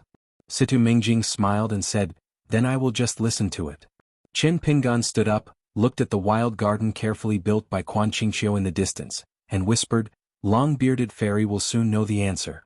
Situ Mingjing said suddenly, remind Qin Shanju in advance that how to deal with rebellion in the end is to kill or not. Delongqiu does not need outsiders to intervene. The last time Qin Pingan visited the tip of the heart, he reunited with Huang Ting of Taiping Mountain. After spending a while at the hut, Situ Mingjing noticed a killing intent. It was like a straight line and a sword light passing over Xianxia. It was actually able to make Situ Mingjing feel the coldness of Dao Xian for a moment. Qin Pingan turned his head and smiled and looked at Situ Mingjing without saying anything. Xiao Mo smiled and said, since you Delongqiu don't know how to do things well, don't teach my son how to do things. Qin Pingan said, I can't say that. It is Delongqia's housework. As outsiders, we are very honored to be able to help a little bit. Xiao Mo nodded and said, the son is right. Situ Mingjing didn't feel the slightest ridiculous. He was heavy and slowly got up and said, if we can help us solve this huge hidden danger, Delongqiu will have a good return. Qin Pingan moved to the edge of the cliff, stretched out a hand, held the palm of one of the two stacked narrow knives around his waist, and faced the wild garden that was not far away. The mountain breeze gently blew the hair on the temples and Qin Pingan smiled and said, everything is easy to talk but all are easy to talk. In today's Howran world except for a handful of people they may not know a truth. Qin Pingan the Lord of the Fallen Mountain. Xiaoma Luapa Mountain is dedicated to the sword repairs at the pinnacle of the Ascension realm. The chief worships Jiang Shangzhen an immortal. Sect Master Cui Dongshan immortal. Luapa Mountain Palm has a long life and can be regarded as an immortal. A certain handyman disciple at the New Year's shop in Qilong Lane, transformed into an outer demon, and ascended to the realm. The chief consecration of the next sect, Miyu, is a sword repairer in the Yupu realm. Zhu Lian, the steward of Luapa Mountain, is a perfect martial artist at the top of the mountain. Pei Qin, the great disciple of the mountain, is the end of the martial arts. It seems that the Qi practitioner is under the Yupu realm, the pure Wufu is under the mountain realm, and the famous guest clerk of the upper and lower sects. It seems that there is no need to talk about it. Outside of Middle-earth Shenzhou, Jingguang teamed up with Fist Gang, which was enough to sweep half of the continent. Just like in the old days of the Dali dynasty, one country was one continent. Now Qin Pingan it seems that one person is half a continent. Qin Pingan said, I'm troubled by Longan Xianjun to call Quan Qingqiu and Chief Zhang for help. Quan Qingqiu and Zhang Luzhu soon each came in a hurry. Quan Qingqiu didn't know the green shirt swordsman who looked at the shelf. But when Chief Zhang saw the back of the green shirt, his scalp was numb, and his Taoist heart swayed like a bucket. Qin Pingan turned his head and smiled, Chief Zhang long time no see. Zhang Luzhu's expression was tense, he couldn't help swallowing, not knowing how to answer. In fact it hasn't been long time. It took only a few days to leave the Tapingshan site. Earlier the old Yuanying and the Neiyu dynasty's insider worship, the golden core monk Daiyuan, is really blessed and enjoys the same difficulties. The mirrored flowers and the moon, the wine, the Daiyuan, the realm is not high and the person has a good personality. Can call a group of graceful and beautiful fairies, from their own sects and from other hills. They took a mouthful of Zhang eldest brother and Zhang Shangxian, shouting that the bones of the old Yuanying would be crisp. It is not that they have not seen such a powder formation, but a group of Yingying and Yanyan are all genealogical sisters, never before. Only in the end they became a pair of difficult brothers and sisters, and they were all imprisoned by the cruel sword fairy in Qingshan with vicious secret methods. In the end Zhang Luzhu and Daiyuan were at the foot of the Tapingshan site together as if they were two. The door god, how it was like during the period was really miserable, I didn't want to think about it. So that after returning to Xianxia alive, and then becoming the chief guest, everyone had some smiles, because the old Yuanying reminded himself every day to cherish the present day of the gods. At that time at the door, Zhang Luzhu was taken away by Jiang Shangzhen from the black stone of unknown material, so that he was considered to have lost his fortune and eliminated the calamity, and he barely sent away the two plague gods. By now the old Yuanying who was born in Yishio, Didn't know that the inconspicuous stone he occasionally got back then was actually one of the ancient lian dui. If you know the roots of this thing, you can sell at least 300 grains of rain money if you meet someone who knows the goods in the Middle-earth divine continent. It's a pity that for many years, Zhang Luzhu has only taken a look at the whole continent, violent and violent. Qin Pingan shifted his gaze, looked at the young Yuan Ing with a fishing rod hanging from his waist, and asked with a smile, "Your name is Quan Qingqiu? The last name is good, the name is better." Quan Qingqiu glanced at Patriarch Master and didn't mean to mention anything, so he cautiously said, "It's Quan Qingqiu, I don't know what senior is?" Qin Pingan smiled and said, "A foreigner, you don't know if you say it. I once met a monk with the same name as you. I met with each other as soon as I saw it through a fence. That fellow Qingqiu is like you. Chopsticks can't drink soup, spoon can't eat noodles, each has its own strengths and weaknesses." In the prison of the old deaf child, a fairyland great demon called Qingqiu was once imprisoned. He was really a blue loach, one of the 4 evils that dragged down the river. Quan Qingqiu was confused when he heard that a foreigner dared to play mystery here in front of the master. What on earth does he want to do? Qin Pingan asked, "The wild garden, apart from those who have not yet been successfully refined, have you checked the identities of the 76 monster monks? A wild garden occupies an area of tens of miles, and all those monster races are banned. Almost all of them are monks in the lower 5 realms. The chief guest, Zhang Lu, focuses on the overall situation of the abbot, but the person who is really in charge of the specific affairs is the old golden pill of xianxia, and another guest who has been recruited a few years ago. He is a pure martial artist, born in a subjugated military commander, in a state of gold, and his family broken. There is no hope of restoring the country facing the remnants of these monster races, killing intent.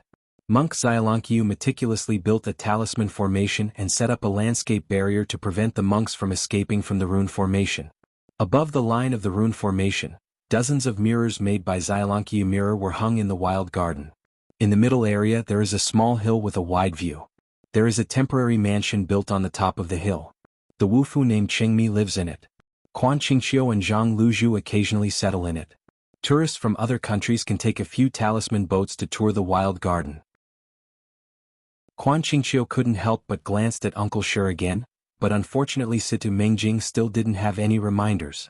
Quan Qingqiu felt a little anger in his heart. Listening to the tone of the squad, does he really feel that he has taken possession of the magpie's nest and turned against the guest?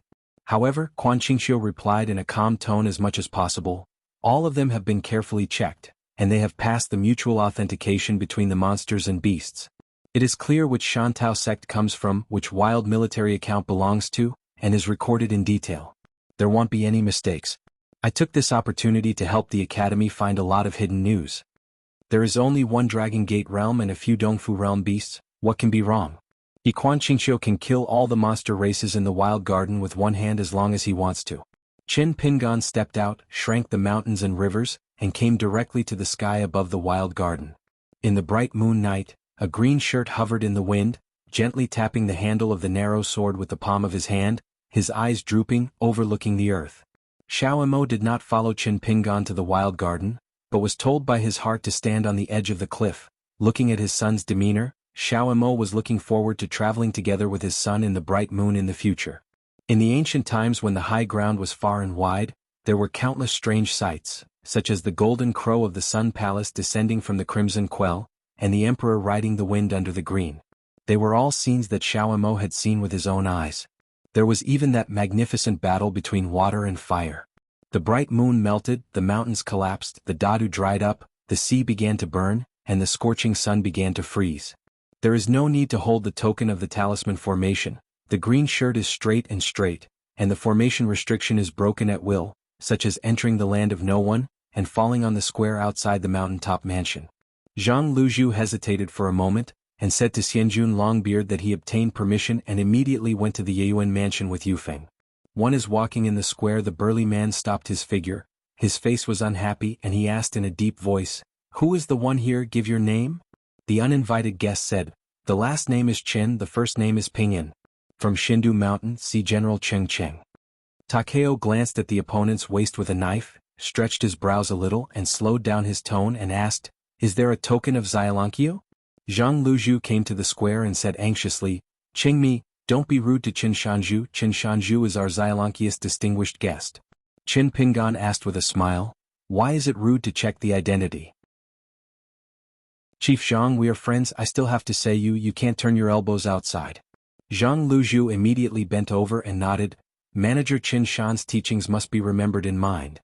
Lao Tzu was born in Yishio, so what is shameless and shameless to talk to me? Who is it? Qingmi is used to this. He doesn't like or dislike this old daffodil named Narcissus. Anyway, it's just a short man who pulls out a general. In this xianxia, he can still drink and talk a few words. Qingmi and Lin Huizhi, the Frosty Mountain owner, and the dog-seeing Quan Qingqiu had nothing to talk about. It is estimated that the other party would not bother to talk to him, in a sparsely physique golden body, on the mountain again not worth a few gods' money. Qin Pingan slowly drew the knife out of its sheath. A narrow knife slashed and the sharp blade appeared. It is as cool as water and the moonlight is shining very clear. Wearing a blue shirt, after pulling the knife out of the sheath, the waist did not straighten up, but slightly buckled. An unusually vast and thick breath instantly enveloped the entire wild landscape, such as heaven landing. Those monster races that have not yet succeeded in refining, as if they had seen the initial existence of their own bloodlines, recognized their ancestors and returned to their ancestors, all of them involuntarily crawled on the ground and trembled. But the monster monks in the wild garden, even if they didn't recognize the blue shirt, they recognized the famous narrow sword that had long been famous for all the military tents in the wilderness. It's the one in the Great Wall of Jianghu, abnormal existence. His face and figure were all blurred, standing alone at the top of the city with a knife. It was just a bright red robe turned into a blue shirt. Qin Pingan narrowed his eyes and looked around.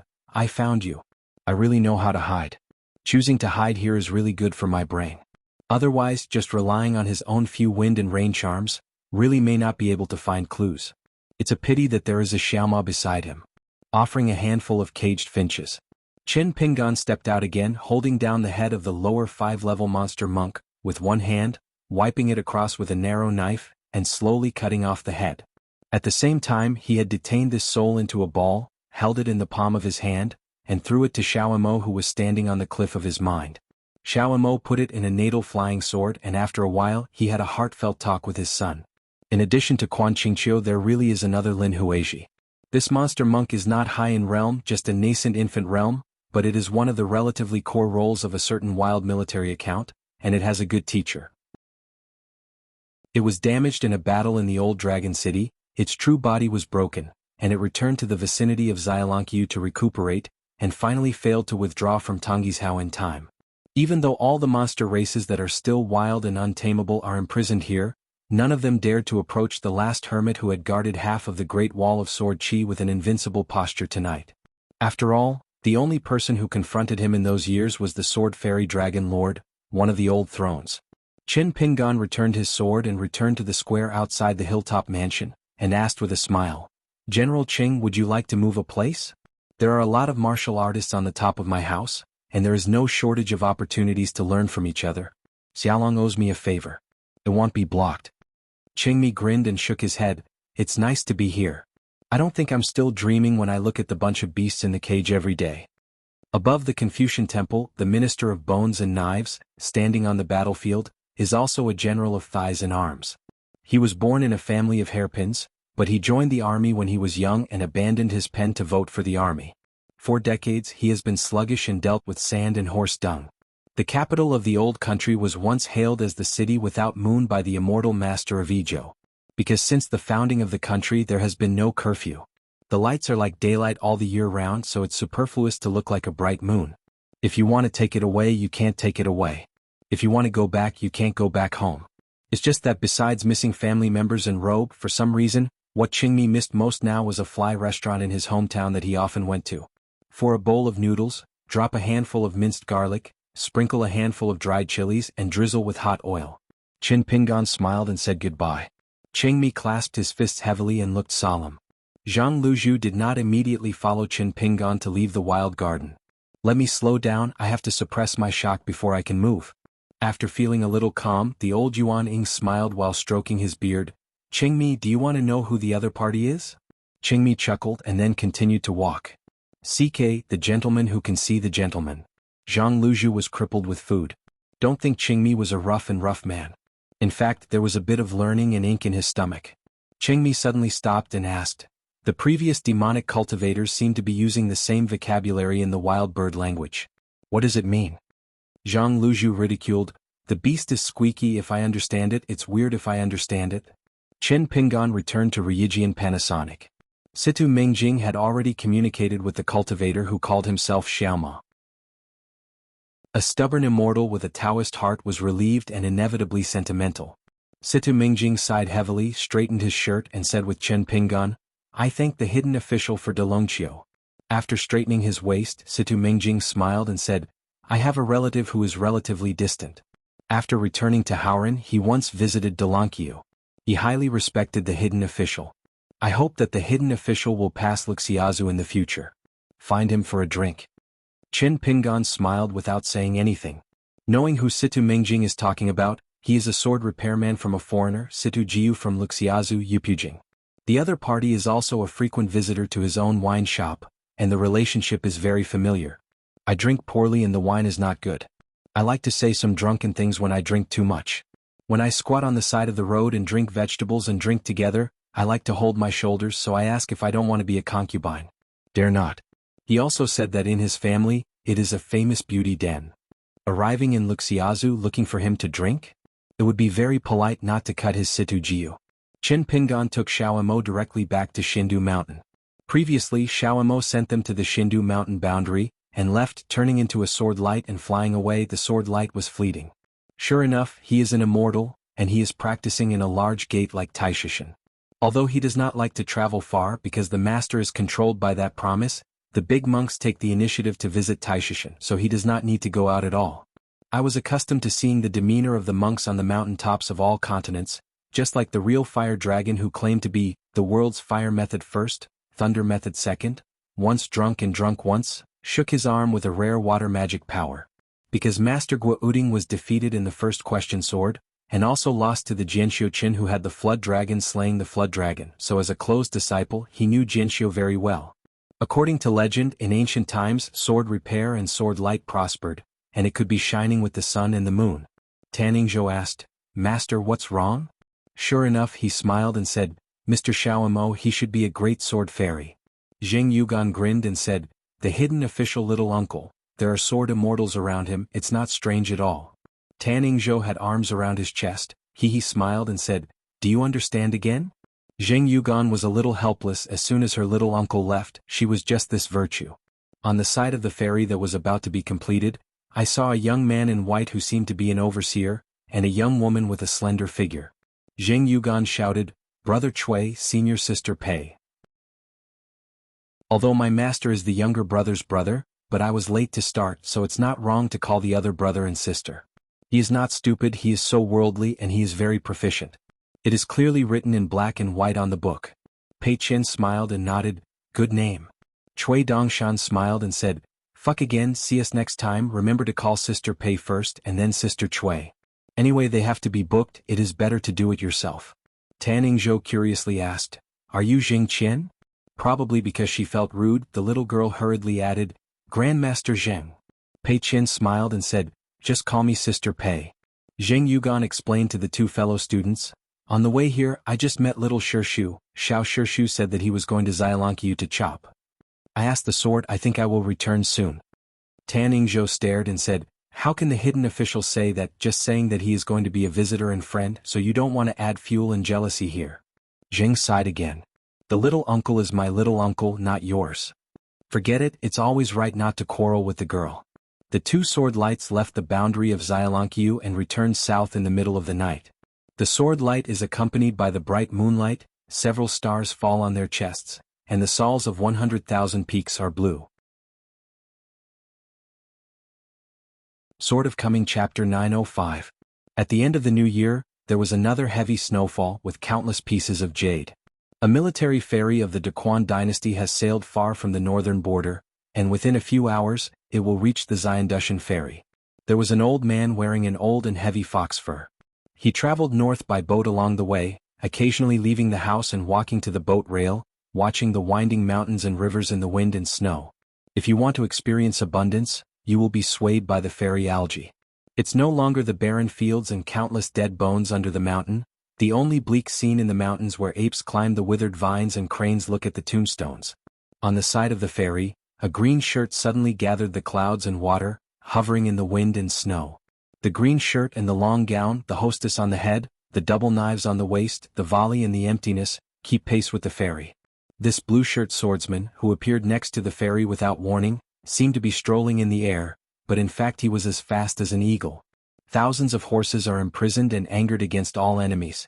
Lu Zong walked out of the cabin, came to the bow deck, leaned against the railing, smiled and waved, "Brother Chen." The chief worshipper of the Daquan Yao family made a gesture to indicate that the worship and the soldiers on the ferry side should not be nervous, they are his own family members. After Qin Pingan settled down on the ferry side, he shouted, "Brother Lu."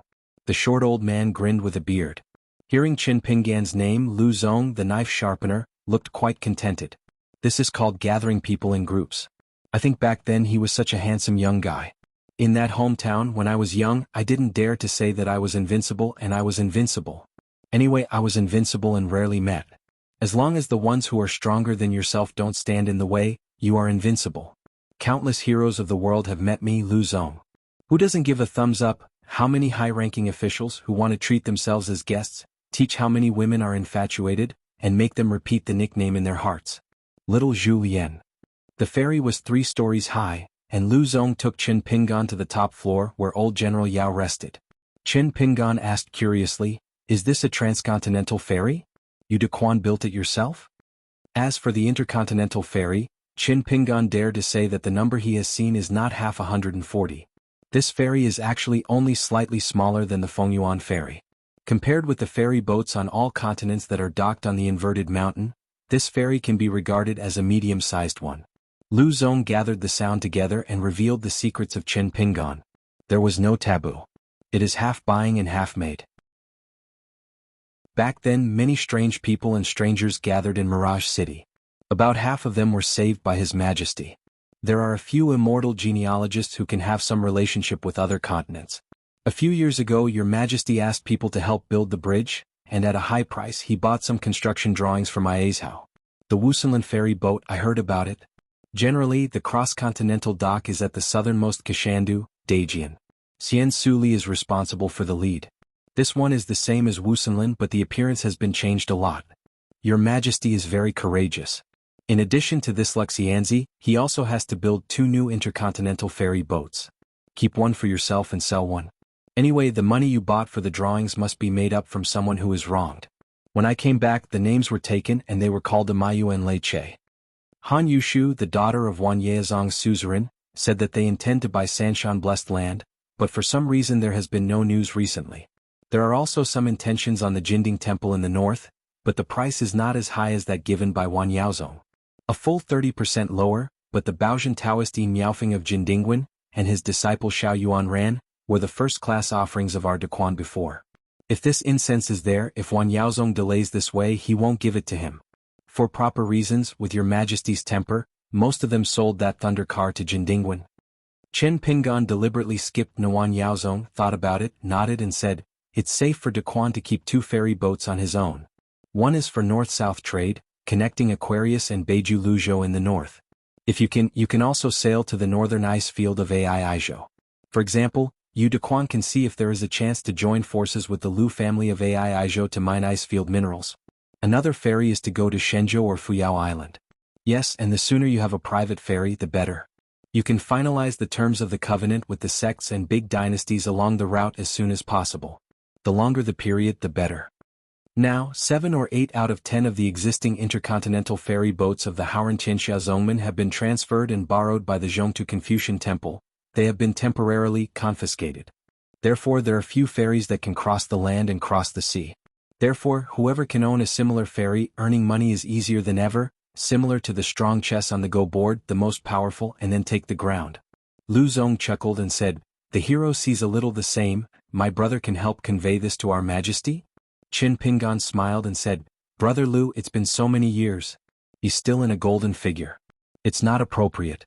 When we arrive at Shindu Mountain, let's help each other." Knowing that the other party was changing the subject, Lu Zongming still laughed angrily. Swearing does not reveal the shortcomings, hitting people without slapping the face and talking about the morals of the world? It is really this brand new leather bag given by the old master of Yu, as the gift of Dengqing head knocking the sky drum. It is so good that Lu Zong has been away from the lotus root for many years, and he has never broken the mirror. Breaking a bottleneck in the golden body is almost as difficult as getting a chi trainer from the Yuaning to the 5 levels, so worrying that Lu Zong has not drunk less boring wine over the years. I heard that Nanyuanguo's cultivator, his mother, is already a bottleneck in the far travel boundary. As for how old Brother Qin is around him and what he can do with this stuff, it's like his younger generation has something to do, and it's too late to be happy.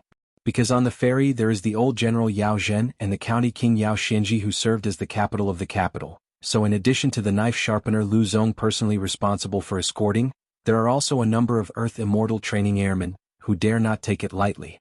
As for whether there is a hidden expert, Qin Pingan deliberately does not investigate. After all, it is not Xiao Longqiu.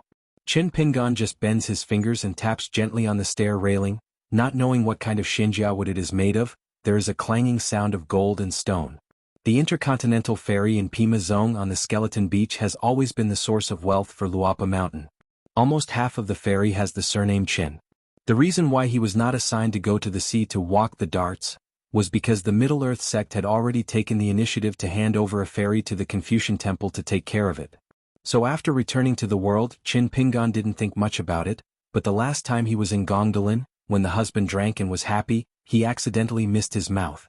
If Pima Zong is only used as the next sect, it is barely possible to leave a cross-continental ferry, but as one of the Luzhou sect of Beiju Haoranjiuzhou, each continent has a share, and Beiju Luzhou is actually in the Confucian temple.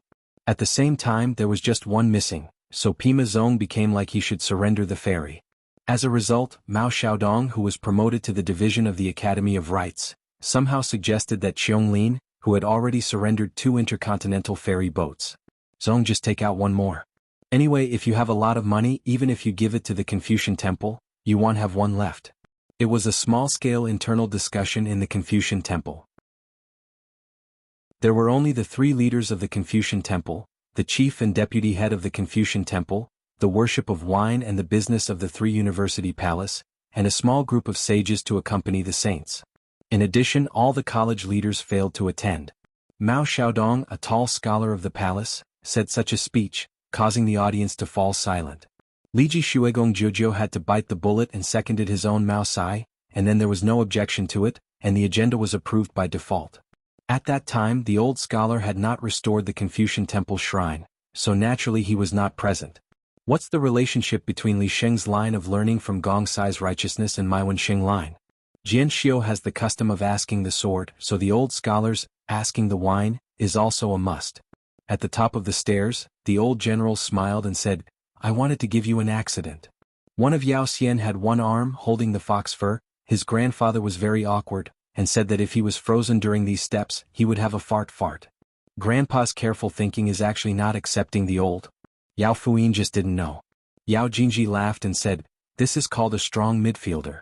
In the past, an empty sleeve was hanging down on his side, but now Mr. Fuyin simply tied the sleeve, as if telling others openly that I was missing an arm.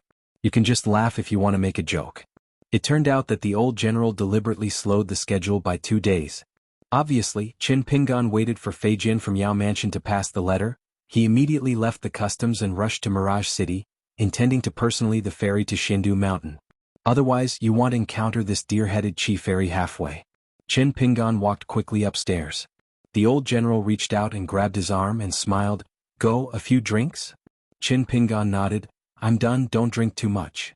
Lu Zong didn't keep up. Who didn't know? In the eyes of the old general, Qin Pingan was half of Yao's grandson, or half of his grandson-in-law. There is a big brazier in the house, and Yao Xinji is responsible for warming up the wine. Qin Pingan bent over and sat on a bench, picked up the tongs, fiddled with the charcoal fire lightly and asked, Yao Lingzi's Mingquan knife still can't be found? About Mo knows the temperament of the old general, and the ferry boat deliberately made the decoration of this room as simple and plain as possible.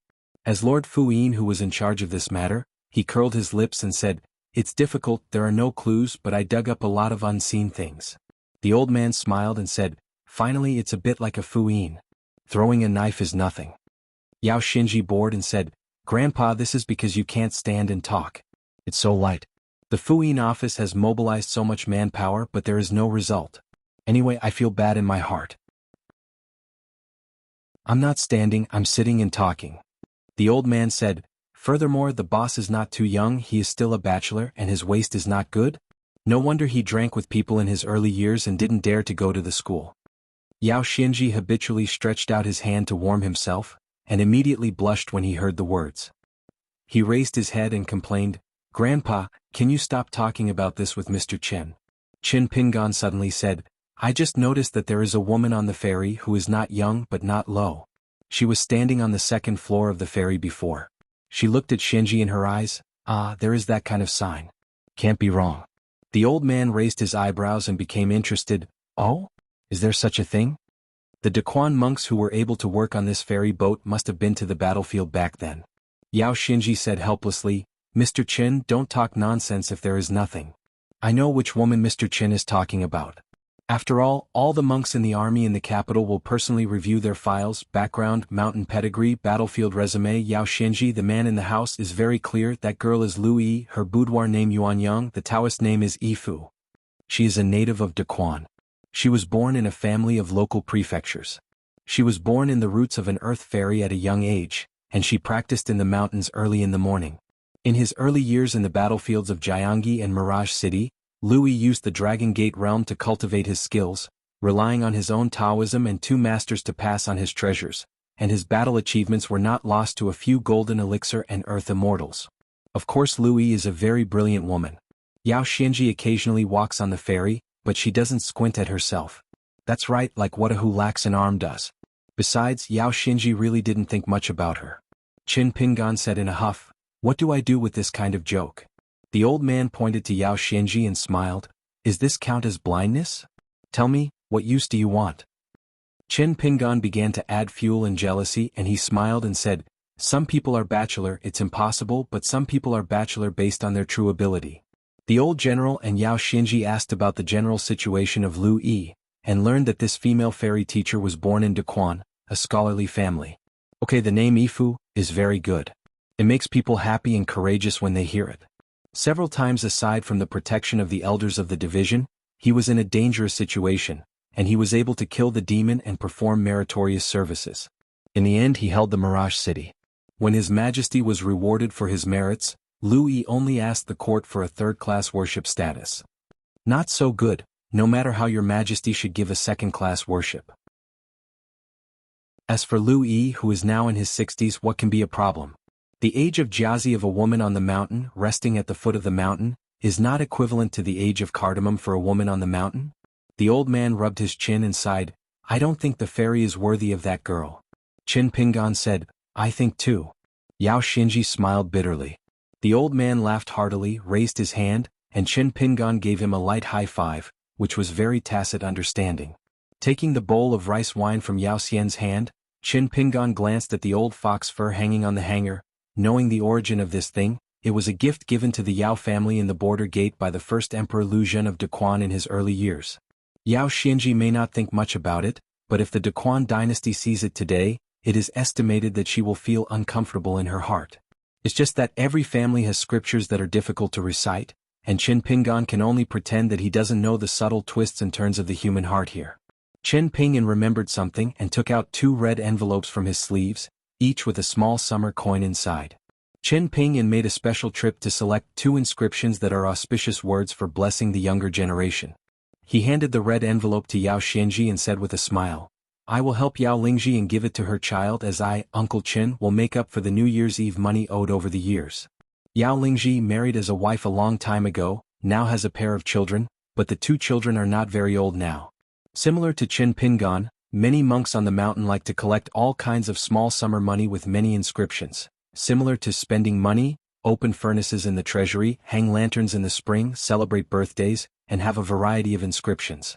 Qin Pingan has been traveling for so many years, but he hasn't left. Privately he has collected 6 sets of the Chinese zodiac little summer flower money, 3 sets of monthly order flower god money, and a set of engraved Kun Yushan models. 36 Tiangang Zia Shuqian. For this reason Qin Pingan spent a lot of private money. He took the Gu Yuqian in his hand and gave it to the Luopishan accountant Wei Wenlong to take care of it. Get started. In this matter the Aizhou Lu Kaishan is a master-level figure, and has collected many orphans who are known as unparalleled in the world. Yao Xinji put away the red envelope and said with a smile, "The two kids were probably crazy when they received this New Year's money. My uncle, there is no majesty on their side. The two children were weird and smart when they were young. They were pitiful and wild. They only wanted to ask me about Mr. Chen's landscape stories. When I was uncle, I was a little sincere." No, during the first month this time, the two children and their uncle had to kowtow a few more times before they could give the red envelopes. Yao Zhen asked casually, "Wu Tan is not in Tangyi's Hao, he went to World. We only have xuanhuan as the master of ending, have you both seen him?" Qin Pingan nodded and said, "I have seen it before, the first time I met at Yunku Fudi, and then something happened." Lord Yi Shan agreed to Xian Dushan as the honorable guest. Yao Xinji wondered, "Last time I was in Mirage City, why didn't you tell me?" Master Fu Yin was delighted in his heart. Hey, under Mr. Chen's next clan, wouldn't he have to be on par with xuanhuan? Qin Pingan said in a huff, "What do you say about this?" Old General Yao tweeted, "That's a great beauty, the Washington Rouge list of Yunku Fudi, that is, Sovereign Jiang dare not include her in it, otherwise it will be ranked in the top 3 and you will not be able to escape." It didn't come in vain this time. The old man took a sip of his wine and said with a smile, "Can you hold it?" Qin Pingan was speechless. Yao Xinji finally found the opportunity and joked, "Instead of me facing such a beautiful mountain fairy master, and still a female martial artist, she must be unable to restrain herself and sleep at night." Qin Pingan smiled and said, "Can't sleep at night? Toss and turn, be careful to hurt your waist, then it will be worse. Xinji, you can, but a good person because you don't want to harm the girl, afraid of marrying the door and keeping the widow?" Yao Xinji almost suffered from internal injuries and had to drink a sip of warm rice wine. The old man smiled and asked, "Since you are all great masters, can you discuss each other?" Qin Pingan nodded, "I won." The old man asked again, "What if you meet Wu Tan?" Qin Pingan thought for a while, nodded and said, "I can win. It's just that it won't be easy to win. After all, Wu Tan is a martial artist who has been fighting for many years at the Guasian level. In addition to removing all the talisman prohibitions on his hands and feet, Qin Pingan also has a mentality of winning and losing, and completely let go ask the punch with your hands and feet. Now Qin Pingan and Ren Wenquan can roughly distinguish 4 situations. Suppressing the realm, not suppressing the realm, whether there is a talisman forbidden on the body, and the last kind of revealing the real body, the posture of the city head. Lu Zong knocked on the door lightly, pushed the door and walked in, rubbing his hands and smiling, "What can win if you win?" Yao Xinji poured another bowl of wine to Lu Zong and said, "We are talking about Huang Yiyun and Wu Sheng Wu Tan." Lu Zong shook the wine bowl, smelled the wine, turned his head and looked at the swordman in Qingshan who was no longer drinking, reaching out to the fire, glanced at the stacked narrow knives on his waist and asked, "Your big disciple when?" "To the end?" Qin Pingan smiled and said, "It is already." Lu Zong drank his bowl of wine in one gulp, his whole old face wrinkled with anxiety. He hesitated for a moment and whispered, "Actually, I always wanted to find a chance to have a fight with Huang Yiyun. It's a pity that I was in Taoyi last time. When meeting Du, she was going to discuss business with our Majesty as Pushan Mountain Master. I'm not good to speak. Now why bother to stay close, right?" Qin Pingan smiled and said, "Just wait for Brother Liu's words." Lu Zong said with a bitter face, "I am in the golden body state, unable to travel far and wide. It is not appropriate to ask a boxing on the boat. I will talk about it when I get to Shindu Mountain." Qin Pingan said, "Don't be so troublesome."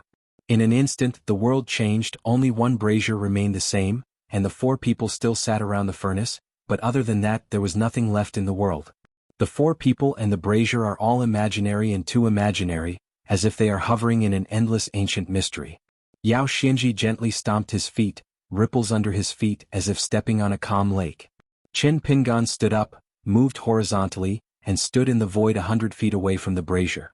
After holding one hand he handed the palm to the other, smiling and inviting, "Wu Fu Lu Zong, just punch out." Lu Zong sat on the spot, his scalp numb like sitting on pins and needles. It's strange to say that this kid, Qin Pingan, in a snow-white robe, with a sword on his back, strayed into the blessed land. He did away with the invincible old man Ding Ying. After leaving the lotus root, what feats he has done for so many years. In fact, Lu, since Zong became the chief worshipper of the Yao family of Daquan, he has probably heard about it, even if it was the last reunion in Mirage City. At that time Qin Pingan was already a last-generation hermit, or a well-deserved sword in the upper 5 realms. I was immortal, but Lu Zong didn't feel any pressure to get along with and stand with him, But at this moment, Lu Zong instinctively had an idea that he should not ask him about punches but drink, chat and fight. Yao Xianji held back his laugh and was about to make a joke about this Lu worship, but he saw his grandfather gently shaking his head and beckoning him not to speak. Lu Zong took a deep breath, smiled suddenly, got up slowly and swept forward towards Qin Pingan. After standing still, he took out a horn knife from his sleeve that he hadn't used for many years. It's not a good sword, it's still sharp against the enemy in the blessed land of the hometown, but it's not enough to see in this awe-inspiring world. Even the rank of magic treasures is not enough. It's just that this questioning fist is mostly unable to keep this old man who has depended on each other all his life. Looking down at the horn knife, the old man will inevitably feel distressed and sad. Lu Zong said frankly, in this questioning fist, the realm of our two is very different, so I will have a murderous intent, and I will not be murderous in the slightest. You can bear it more. Qin Pingan nodded and then slid two short knives from the two cyan sleeves as narrow as a dagger, and threw one of them to Lu Zong. Use my short knife. It's easier to get out of the knife if it's blocked. Lu Zong breathed a sigh of relief. After putting away the horn knife, he shook the dagger-like short knife into a beautiful knife, and then lifted it up. The inscription Chao Lu, Lu Zong asked with a smile, did you talk about it? Qin Pingan introduced, the real name Zhilu is the Chao Zi dagger recorded in official history. The short knife in Qin Pingan's hand with the inscription wuxia is the same as that of Chao Zi's dagger. The inscriptions are blindfolds. For so many years Qin Pingan has not found a clue to this knife. Since it can be comparable to Chao Zi's dagger, it must be the origin is good, plus it was obtained from the assassin who cut the deer mountain, so Qin Pingan took the opportunity to name it Cut the Deer. Lu Zong's eyes were appreciative and he nodded and said, a good knife, a good name, even more so for the current knife holder. Lu Zong's figure disappeared in a flash, only between the place and the blue shirt, dragging out a light streamer with a spatula. Qin Pingan remained motionless, raised one arm, twisted the tip of the chasing knife with two fingers, patted it with a palm, and fell heavily on Lu Zong's face, knocking Lu Zong to the ground on the spot, and a dagger was thrown away. Qin Pingan kicked Lu Zong's head again, and instantly slid out dozens of feet. Qin Pingan still stood on the spot, just tossing the dagger gently back to Lu Zong. Lu Zong jumped up, stretched out his hand to catch the dagger, wiped the face with the back of his hand, then tilted his head and spit out a large mouthful of bruises, and said with an angry smile, good boy, don't you feel pressured? Qin Pingan asked, is there any difference between the pressure of the environment and not the pressure of the environment? Doesn't it still require me to stop and then stop, in order to prevent you from being killed by accident? Yao Xianji, who was watching the battle from a distance, widened his eyes. Hearing Mr. Chen's words, he suddenly felt a little strange, as if he had never really known Mr. Chen. The old general drank his wine and smiled and said, how do you think he got here over the years? The same rice feeds hundreds of people, and 100 families of rice feeds one person. It is not easy to seek a life in the world, and the hardships here are not enough for outsiders. Maybe the only words, all the truths, sword repair is only in the sword and wufu is only in the fist. On the side of the martial arts field, Qin Pingan shook his head and said, it's just that the golden body state is good enough, and it's barely a paper physique, so I think it can be regarded as a half-distance travel state. By coincidence, on my side I really can't. That's it. It's okay to ask me to suppress the realm. They'll suppress the 3 realms and teach the opponent's sword skills in the same realm. The second option is to follow me if I don't overwhelm the environment. Stand still, can you let me move as you go? I lose even if I move half a step. Luapa Mountain Bamboo House is a line. It has always been this way to teach fist to fist. I can't bear it, I can't hold it, and I go back to drink. The two sides are still Brother Lu and Brother Qin. Lu Zong didn't have any words, so of course he chose the second one. Within a stick of incense, Qin Pingan remained motionless from beginning to end. If the dagger was close, he would gently push the blade away, but Lu Zong's fists and feet were required to get closer. Qin Pingan would either stand still and be beaten, his expression was indifferent. The golden body bottleneck Wufu shot with all his strength and landed on Qingshan, looking extremely painless or itchy or just slapped it down, hitting Lu Zong to vomit blood. In a weird questioning punch in a weird world, Lu Zong is like a mortal man shaking the mountain. He does not know what he can do. In the end he will only hurt his punch. The heavier the punch, the heavier the injury. Staggered to his feet, shaking his figure, Lu Zong clenched the dagger in his hand, his head drooping and his face dripping to the ground. Lu Zong suddenly raised his head. He had already changed a few mouthfuls of pure innocent old martial artist. he had already blurred his vision. He could only vaguely see the man in the blue shirt not far away. He turned back and pulled away a simple and honest man without warning. Fist frame, it seems to take the initiative to hand fists to himself. Doesn't seem to be, that's it.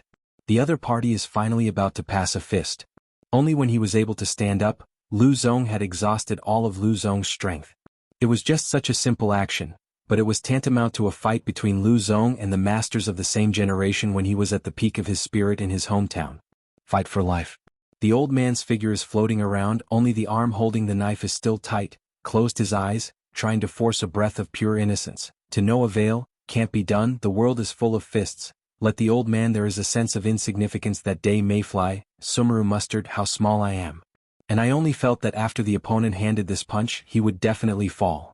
Just a moment, even this bit of distraction, which was as fast as a white horse, was drowned by the tide of fists that enveloped the world. Between life and death. Lu Zong suddenly raised his head, his face gritted his teeth, his arms trembled, and with the help of a stature shaking, he turned around in place, and handed a knife indiscriminately at the green shirt. The figure is slow, the shot is soft, and a Chao Zi dagger in his hand can't even afford the slightest brilliance.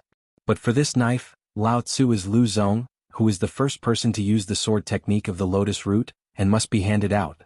After a while, or maybe a long time later, Lu Zong, who was confused, was slightly awake.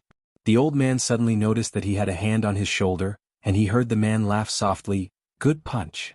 Xiao Longqiu, the dragon-beard immortal from the last sect, has returned to Middle-earth. At the same time, the mountain lord Lin Huizhi and the ruler Qingqiu have also disappeared. Fortunately, the young female crown on the side of Zushan Rui's pointed hut has also left Xialongqiu with Yu Jian. She just asked Linghu Bananayu to help guard the hut. Now that he has arrived at Xindu Mountain, the fairy of Taishishan who is guarding the road across the continent for his two children is indeed a rare visit to Tongizhao, so he left Mishue Peak and went out alone to explore the mountains and rivers. Zheng Yuqian and Tan Yingzhou go to Luobaotan every day to listen to Mr. Xiaomo's teaching of Taoism and help make wine together. A mansion in Mixiefeng, Huang Yiyun, whose injuries were almost healed, went out to enjoy the snow today. She walked all the way, and near a pavilion she saw Qiudu and the girl Hu Chuling making a snowman over there. Yi Yunyun learned from the old woman that the disciple Xuanhuan and Pei Qian were at the flower sweeping table, and they had another discussion, which seemed to have benefited a lot.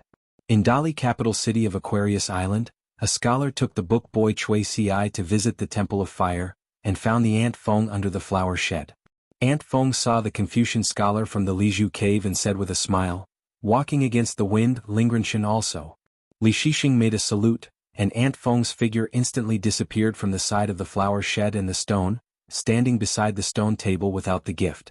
After Li Shixing got up, Ant Feng took out 2 pots of wine and continued, "Although this is not a good thing, there are still people who are waiting." The book boy Chui Ci didn't know the identity of the woman in front of him, let alone what she was selling. The young man only knew her 2 sentences, which were first written by Yujing's third head teacher Lu Chen. Li Shixing smiled and said, "What does the road say? There are yellow leaves in one place." In the territory of the xianxia dynasty in the southern part of Aquarius Island, there is a high peak of a lofty mountain. 2 people stopped here to look around. A young man in sackcloth sandals, a strong figure and a dull look, was followed by an extremely handsome young man, wearing a purple jade crown and a white jade belt on his waist. The teenager was Wu Tijing, the sword repairman who left Jingyang Mountain. He glanced at the man who crouched down and chewed on a piece of licorice and said, "Hu Feng, I think this place is good. Within a few hundred li the aura is actually thin, but it is a bit better than the land with beautiful mountains and clear waters, in the eyes of ordinary folks. Nowadays, Aquarius Island is full of mountain forces that are busy fighting for territory. Cut off a piece here and delineate a piece there. Otherwise, the dynasty and vassal who have successfully restored the country will dispatch the Kintiangian Earthmaster to help the people in their own country. The fairy mansion on the mountain is looking for a new site, and there are several hilltops where the 2 have been photographed before, even if there are people. Rarely there are still monks, and they are the first to board. It was not easy for them to find such a hill that they could barely make do. The man named Hu Feng chewed the licorice and nodded, "I'll choose here." Because the 2 plan to establish a faction in the mountains. In fact, there are only 2 people, Hu Feng and Wu Tijing. But neither side thinks this is a big deal. The 2 of them traveled long distances and then met together, but they soon became friends and there was no reason to say. In fact, the 2 sides have completely different temperaments. One is big-hearted and can be described as self-confident and conceited. Anyway, Wu Tijing, I should be born as a swordsman in the upper 5 realms sooner or later. One is broad-minded, Hu Feng has a gentle temperament, and usually speaks slowly. The only similarity is probably that both sides are sword repairers. Wu Tijing's eyebrows are flying, confident, as if he has the kind of confidence in the mother's womb. He smiled and said, Hu Feng, our school, you come to be the head, and by the way the money, I will only be the ruler. Patriarch is good, anyway you will definitely become the sect of Kendo at the head of the sect. By then you will be the sect master. Well, it's almost the same as that of Luopashenshin Pingan. A man in his early 40s, a sword repairman in the Longmen realm. One is less than 20 years old, sword repair in the Golden Core realm. Adding up the ages, there is no one, but they have to start to create a sect and think about the future sect. If you only talk about fairy money, in fact, if you add them together, you don't even have a grain of money. Master? Our school, it is estimated that for a long period of time, there will be only 2 of us. Who else can you control besides me? Hu Feng said slowly, it's incomparable with him. Besides, there is nothing comparable. Each walks its own way, each has its own way of living. Wu Tijing said, Hu Feng, your habit of vain and self-defeating, change it in the future and learn more from me. Hu Feng said, your arrogant self-esteem is also a stinking problem. If you don't converge a little bit, you will suffer a lot in the future. Wu Tijing, a young man who would really give people a feeling of madness, laughed out loud. That's why he fell in love with Hu Feng. It's not like in Xinjiang Mountain. Every time I go out, I don't have flattering sights, just some old sword repairs, and say some words of approval with a pleased face. Anyway, I am self-satisfied, so I don't understand it. How does Wu Tijing practice swords? Does it have anything to do with you? Wu Tijing hesitated, squatted down and asked, you and that guy are from the same hometown and you are the same age, so are you familiar with them? Hu Feng turned his head and glanced at Wu Tijing, smiled as if saying something. It is really rare that Wu Tijing would be so interested in someone. Wu Tijing twitched. I am arrogant, but I am not a fool. I can't beat not only Qin Pinyin but also Lu Xianying. Hu Feng did not rush to help him add 3 words, temporary. Wu Tijing smiled and said, otherwise. Hu Feng's ancestral home is on Erlang Lane, not far from the ancestral home of Yuan's family in the Xianghu kingdom of Daily. When I was young, I followed my grandfather and walked the streets and alleys together, repairing bowls, sharpening knives and the like. Grandpa knows the old customs well in his hometown. He often helps with happy events. He can also earn some money to supplement the family. In addition, his grandpa opened a shop selling Spring Festival couplets, window papers and other odds and ends. Hu Feng actually lived when he was a child. It's not too poor. It's just that his grandfather's surname is Chai, but his surname is Hu. Neighbors in the neighborhood say his grandfather is a patriarch, so Hu Feng got a lot of blindfolds when he was young. Hu Feng knew it for the first time when it was necessary to seal the gravehead inscription. The shop's business is deserted. It's only a few minutes during the new year. Usually it's not always open every day. There is only a sissy kiln worker who frequents the business, and occasionally there will be a black and thin little girl who will drag oil bottles. Staying next to the man who likes to turn orchid fingers, did not speak. Hu Feng's only impression of her was that his eyes were very big and her face was very small. Being a sissy man of an uncle, he likes to call her Rouge. In fact, this kiln worker doesn't have a lot of money in his pocket. It's only his grandfather who doesn't dislike him for being a man, and is willing to chat with him a few more words. Even if the sissy doesn't buy things, she doesn't drive people. The little girl would sit on the threshold, and she was so hungry that she called her uncle and went home together. Grandpa left when Hu Feng was a teenager. Hu Feng didn't sell his ancestral house. At that time it seemed to change the sky, and everything became different. Like the people in the small town, Hu Feng hunted for treasures, turned boxes and cabinets, bottles and cans at home, but everything that looked like an old thing must be taken out to see if he could sell it. Hu Feng was from Longshu River at the time. Inside, I picked up a bunch of beautiful stones. There were people asking prices on Fulu Street and Taoya Alley. Hu Feng didn't think much about it. He divided the 8 things commonly called snake stones into half, and neither side was offended. For 2 pennies, during that period of time, I couldn't sleep well every day and I didn't dare to go out of the house for fear of being thief. Before that, Hu Feng had seen a fellow of the same age in Ni Ping Alley called Song Jisun. The old people said he was the illegitimate son of Master Song, the supervising officer. If it was not easy to bring him back to the yamen, he asked someone to place Song Jisun. In that alley, this Song Jisun seemed to never be short of money in his pocket. He took a maid every day wandering around and wandering around. It was quite show-stopping. Hu Feng liked to go to Laozishan when he was a child. He often saw a guy named Dong Shuijing. Feng discovered that Dong Shuijing likes to choose those broken tiles with words. Dong Shuijing took the initiative to find him later. Both of them were relatively taciturn children, who tacitly made business and bartered things. In Huang Erniang's wine shop, Hu Feng often saw the janitor named Zheng Dafeng. The man's eyes seemed to grow on the woman's body. In the water-grabbing season, Hu Feng always saw a skinny person of the same age who seemed to be in the same alley with Song Jisun, and the two were still neighbors, but one was particularly rich and the other was particularly poor.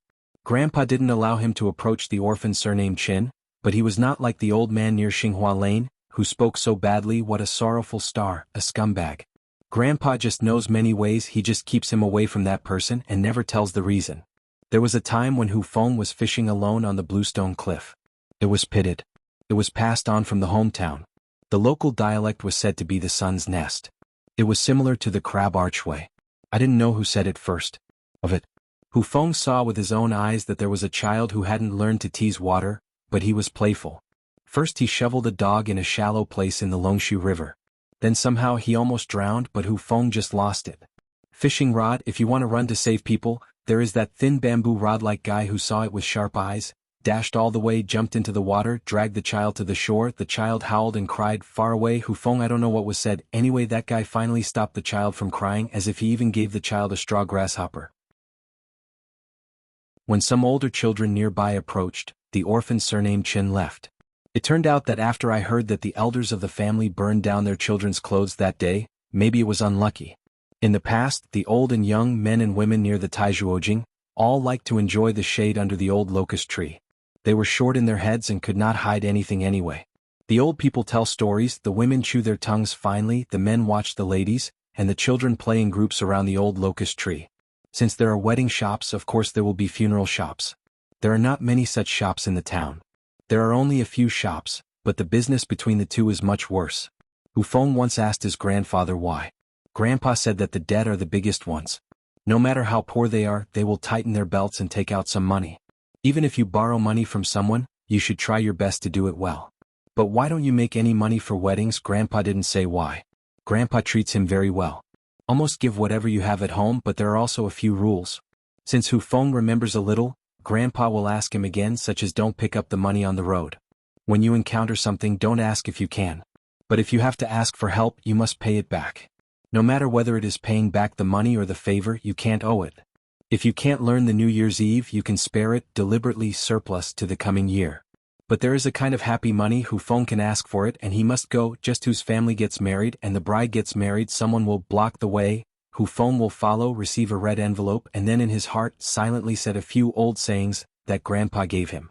In addition, although I opened a wedding shop, if there is a funeral in the town, I can help. After the work is done, I will go home after eating at the family's house. If the family needs someone to help guard the spirit, then accept it. Just remember to enter the morning hall. Don't give up halfway. Even if you're sleepy, you should just take a nap there. Don't be afraid to go home in the middle of the night. Get back to sleep. In that fairy grave, one day each year, Grandpa would take Hu Feng to kowtow. Before my grandfather left, he even confessed to himself, even if his grandfather is gone, this matter should not be forgotten. Even if he grows up in the future and needs to travel far, he still needs 3 sticks of incense on this day of the year. At the far west of the town, there is a wicker-like girl named Li, but she is not weak enough to carry 2 buckets full of water on a pole. She has a younger brother who has a stupid head. Once the child wore open-crotch pants in the alley near home and walked wildly. The child twisted his fingers on a cicada that he didn't know where he had picked it from or was plucked from a tree. Lifting it was golden, under the sun it was shining and it looked different and it was much bigger than the common jihua in small towns, so Hu Feng looked at it a few more times. Yomo felt that the show was successful, and the child wearing open-crotch pants deliberately slowed down, shaking his head, while twisting his wrist, shook the cicada vigorously. Hu Feng was sitting on a bench in the doorway of a family in the alley, helping to sharpen a kitchen knife. Grinding a kitchen knife can earn 3 to 5 coins and he can bargain anyway. The woman in the distance stood at the door of her house, her hands on hips, opened her voice, shouting loudly, calling her son to go home for dinner. Hu Feng casually asked the child named Huizi if he could buy the Zilihu shell with 3 cents. It's okay for Hu Feng not to speak. When he opened his mouth, the child became a little scared. He immediately moved to the root of the wall and trod all the way against the wall. Hu Feng didn't take it seriously, and he was a little grateful that the kid didn't take it seriously, otherwise the 3 pennies and what the picture was, so he focused his attention and continued to lower his head and sharpen the knife. Never thought that the child would tiptoe back, put the golden cicada on the bench and ran away. When Hu Feng wanted to stop him, the child ran away and lifted his pants at the same time. After a turn he ran out of sight. Hu Feng couldn't laugh or cry. After a moment, by the corner wall, he stuck his head out and hid far away before he dared to grin at Hu Feng. Hu Feng took out the copper coin and the child shook his head vigorously. At that time, Hu Feng didn't know what this roadside encounter really meant and how much impact it would have on his future life. I used to think that year after year, carrying the ancestral wooden box full of guys walking around the streets carrying whetstones or helping people to repair pots and pots. In addition, the 2 grindstones in the family were the legendary dragon-cutting stones by accident at a fairy family ferry crossing after Hu Feng left his hometown. Through a book dedicated to the great treasures on the mountain, he learned that they were actually the legendary dragon-cutting stones. I gave Wu Tijing a piece and it was a slightly larger piece. Hu Feng didn't have any friends in the small town. Since he was away from home, he sincerely became friends with Wu Tijing, and the other party's sword training aptitude was much better than himself, so there was no need to be stingy. Wu Tijing asked curiously, "What do you want?" "I want to be so absorbed." Hu Feng smiled and said, "Think about things from my childhood." He didn't know how to repay the man named Li Huai. Because that golden cicada shed, it was a cave sky filled with sword aura. Wu Tijing said, "Your hometown is really speechless." Hu Feng said, "In fact it's okay. Knowing everything is the same as knowing nothing." Hu Feng took out a bamboo flute and played it gently. In the moonlight, the flute sounded long and full of mountains and plains. A Luxianzi is about to arrive at the Xiandushan ferry. The chief consecrated Lu Zong's face was pale, but he was very energetic. He was walking unsteadily, just like drinking. Therefore, after the group of people disembarked, Lu Zong did not follow to disembark, because the Luxianzi was about to set off to return to Daquan Mirage City. Chen Pingan took Yao Old General and Yao Xianji to the Qingping Peak together. After the ferry lifted off again, Lu Zong left the bow and went to a room on the first floor of the ferry, knocked gently on the door and shouted, "Your Majesty." After crossing the threshold, the Empress Daquan was already sitting at the table and reading the memorial. A maid in the room was standing on tiptoe, moving gently, closing the window. While climbing, Chen Pingan chatted with the old general all the way. I talked about some landscapes and stories of old people. Chen Pingan missed his hometown and Luapa Mountain a little. Probably becoming the most fascinating person in my mind is a sermon. Naturally, Chen Pingan thought of the old cook who worked hard. Perhaps in Julien's heart, it was like living with a child who would never grow up called jianghu. Sword of Coming Chapter 906. Before going up the mountain, Yao Xianji wanted to put the fox fur on his grandfather. Chen Pingan smiled and shook his head, and his eyes indicated that there was no need to be so troublesome. Later, Yao Xianji discovered that at this time of melting, the snow was covered with snow, covered in silver, the mountains were frozen without flowing clouds, and the mountain breeze was mild, which made people not feel the slightest chill, and the snow at the foot of the mountain road had already melted by itself. Just like a mountain is invisibly clearing the way for the 3 people. The old man was in high spirits and said with a smile, "Go up the mountain." All his life as a military horse in Daquan Border Pass, except for occasionally visiting the emperor in Beijing, he hardly moved his nest. He had never traveled to study, nor had he visited with anyone. The famous mountains and rivers where the old man really set foot are one of the few. Yao thinks that back then the border juvenile scout Qingqi chased the enemy snowman with bow and knife. Whenever the surface of the river freezes, horseshoes step on it, making the sound of broken jade. Yao Xianji reminded in a low voice, "Mr. Chen, we only have to walk a section of the mountain road. We can't let Grandpa's temperament go all the way to Qingping Peak." Just like Your Majesty told Yao Lingji in private, now Grandpa is an old kid. Chen Pingan smiled and said, "Don't worry, you'll check it out." It is rare that the old man did not say something stubborn but slowly climbed the mountain and asked casually, "Peace, do you say that ordinary masters climb the mountains? Is it similar to your fairy masters and imperial winds? Are they held high again and again, see that the place is round?" Chen Pingan said, "It's almost the same in essence, but it's rumored that certain mountain monks in the Qingming world are very leisurely, and they will meet in the high cold and drink to help the Beidou. Unlike our awe-inspiring world, Baiyujing is not there. Too much. The old man smiled and asked, "How about your kid, will you do this in the future?" Qin Pingan smiled and said, "As long as the realm is sufficient, I also want to take a look." Yao Xinji remembered the dragging of the moon in the Dibao and asked curiously, "Is that bright moon in the wild world big?" Qin Pingan said, "In fact, looking at the bright moon up close, the earth is desolate, but there are mountains, but it's dry and lifeless, with no water and no vegetation. It is very different from the description in Jiguai novels. But according to the Zhongtu Confucian Temple, as recorded in the secret file at the Summer Palace, 10,000 years ago, these hanging moons were actually quite lively, and there were even ordinary masters living in them. They are no different from the markets under the mountain today. They are collectively called yuehu, which is a household registration. The skilled craftsman responsible for building the palace is known as the heavenly craftsman. Yao Xinji is astounding. Qin Pingan smiled and said, "By the way, I now have an ancient moon palace in my hand, and I haven't sent it out yet. If Grandpa Yao is interested, we can visit it later." The old man shook his head. "It's a huge palace, it's vast and vast, no one is personal, it's not very interesting. How different is it from visiting the curfew of Pengjing City at night?" Yao Xinji was very interested, but he was a little sorry to hear what his grandfather said. Qin Pingan glanced at Lord Fuyin. "Are you stupid? Grandpa Yao is here with us, don't you know, to help build a ladder?" The expression in Mr. Chen's eyes suggested that Yao Xinji had been in officialdom for many years, and he immediately understood. The old man suddenly asked, "I heard that the elder Cheng of the Dafu Academy is from Huang Tingua, Aquarius Island, and once served as the deputy chief and the lecturer of the academy at Linlu Academy in Piyun Mountain near Luapa Mountain?" Qin Pingan nodded and said, "I've seen him as old acquaintances with Cheng Shanchang. When I was young, I visited the Disui Mountain Cliff Academy with others. On the way, I passed through the mountains and wilds of Huangting country. Wild game and seasonal vegetables are still a bit greedy when I want to come." In addition to the Dafu Academy in the middle of Izhou, there are Chinmu Academy in the north of Tonggishao, and Wuxia Academy in the south. 2 candidates for the mountain leader come from the line of Li Sheng and Ye Sheng respectively. In addition, there are 2 deputy chiefs each. It is said that all 4 of them are extremely young and promising gentlemen, and they have all been on the battlefield.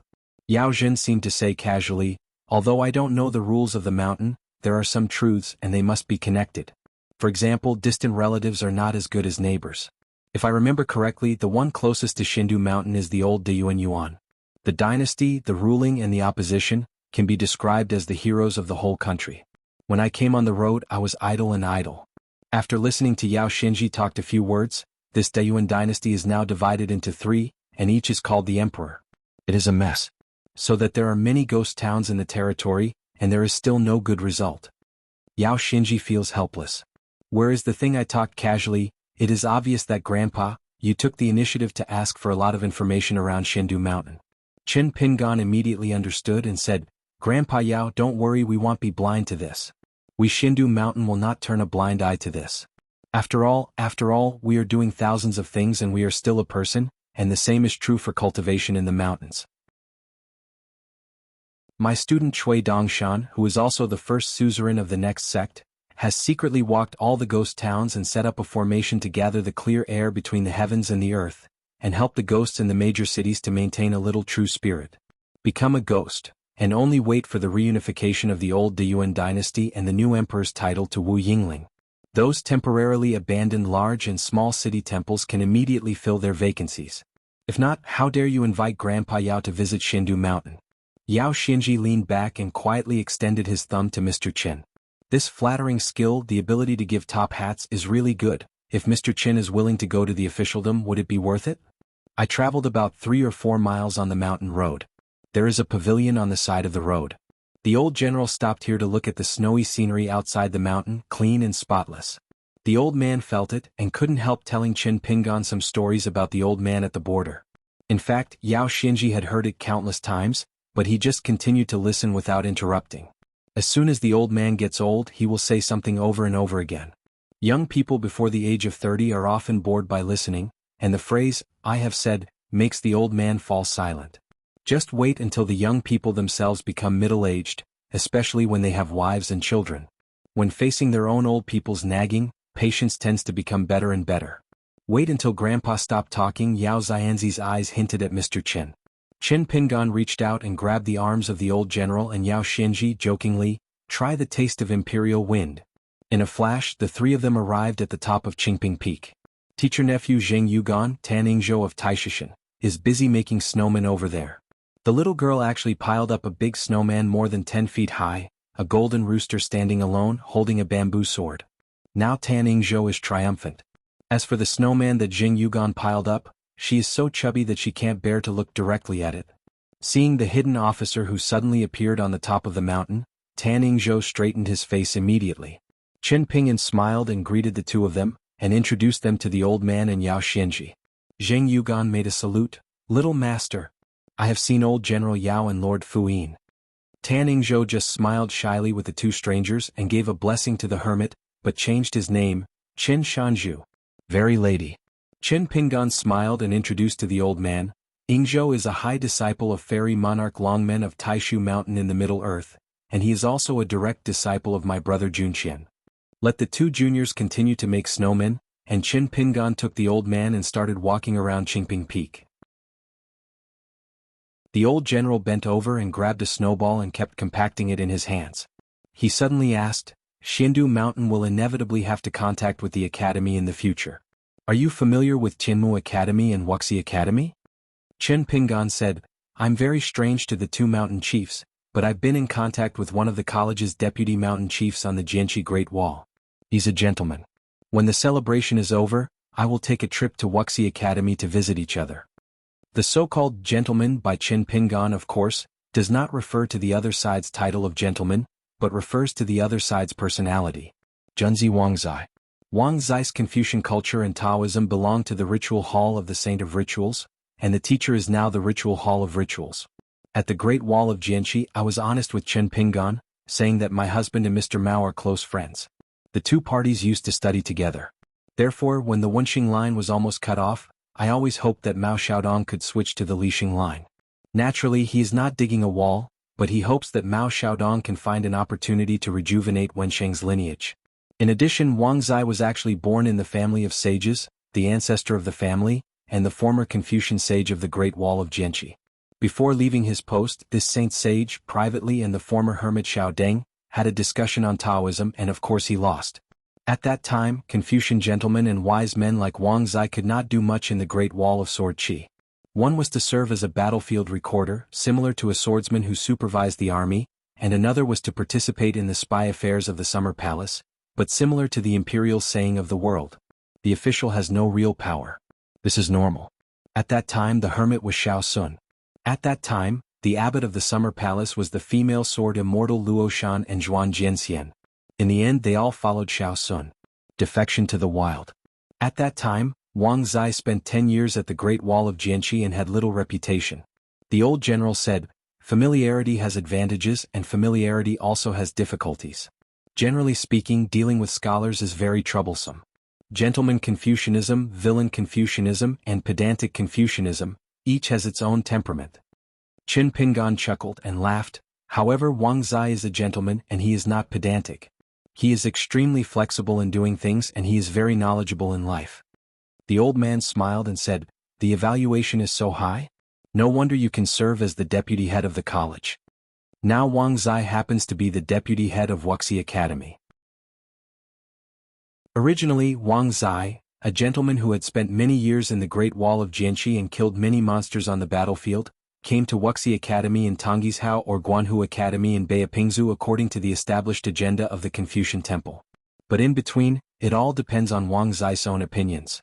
The Confucian Temple itself tends to let Wang Zai come to Tonggishao, but on the side of Gongda Lin, Qin Pingan heard his husband say that Wang Zai's earliest idea was to go to Beipingzu as the deputy head of the academy, even if he didn't want the deputy head of the academy.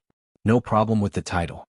So Qin Pingan was on Gongda Lin's side, and he privately found senior brother Mao, who had already served as the master of the school, helped introduce him, and found the Liji Shuigong Great Sacrifice liquor. It can be seen that Lu Daji was not in a relaxed mood when he arrived.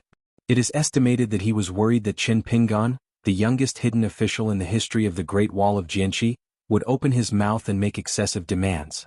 When I heard that it was to see if I could persuade Wang Zai to go to Tonggishao Academy, Lu Jijia was obviously relieved. Because he, who is Mr. Wang Zai, knows best. The reason why Wang Zai wanted to go to Xuanhu Academy was to go to the young hidden official in front of him. Wen Sheng's lineage, from the old scholar as a gentleman, to those direct disciples in the past, plus the wind comment of the young hidden official on the Great Wall of Jianxi, Lu Jizhou can't help but worry about it. Don't look at the transcontinental ferry that has been to the upside-down mountain Chunban's high now. Everyone's eyes are higher than the top. In fact, they faced a row of sword immortals back then, all like the chickens waiting to be slaughtered. Did not dare to breathe. The espionage of the Confucian temple is actually clearly recorded. The big sacrificial wine finally smiled and said, "Being a hidden official owes me a favor?" Mao Xiaodong was immediately unhappy. Did the wool get on my junior brother? Lao Lu, did you start talking drunk without drinking? Bullying our little brother is good at talking, right? The wine for the big sacrifice had to give up. Just kidding, don't take it seriously. The monks in the world are the most difficult to constrain swordsmanship. In academies and academies, it is easy to encounter this kind of thorns. For example, in the early years of Zhou Xinji and the old sword fairy like Luxiazapuha and his ilk, there are no shortage of academies everywhere. Headache. There are a few swordsmen who are among the 5 realms in the world. Are they friendly? It's not that the academy can't control it. It's not difficult to act according to the rules. It's just that you're afraid of encountering some ambiguity. If there is a young hidden official from the Great Wall of Sword Qi, who helps in the middle of scheduling and mediating for the academy or academy, a certain moment may have a miraculous effect. However, Qin Pingan still thanked him and then he promised, but he only promised that he would be willing to mediate the conflict, but he definitely did not guarantee that a certain sword repairman would listen to him. In this way Lu Jizhou felt the best.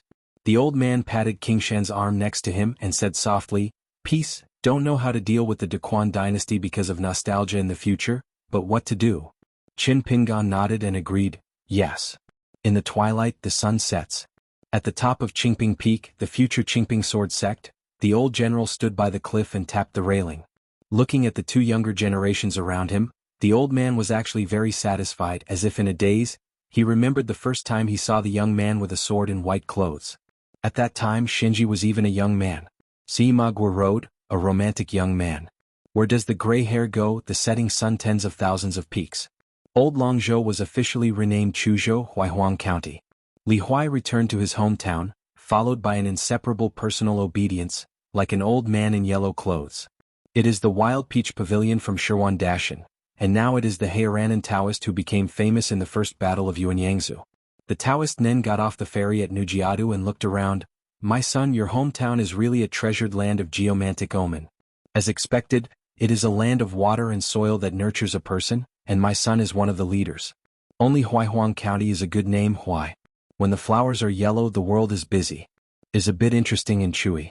In the past, a small Liju cave took root, and from the cave to a blessed place, the younger generation of the town seemed to usher in a silent examination.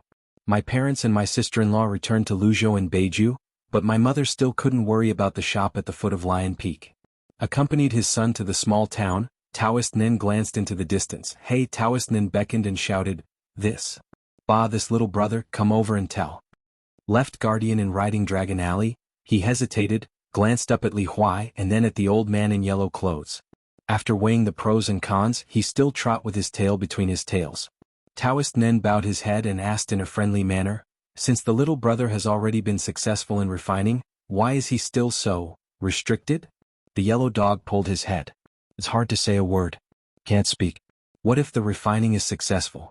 What is the fairy day? That is when Pei Qian is not in Qilong Alley in Luapa Mountain. Why does it want to be the left guardian of Riding Dragon Alley?" It was the title that Xiao Hei Tan had forcibly threw himself to him.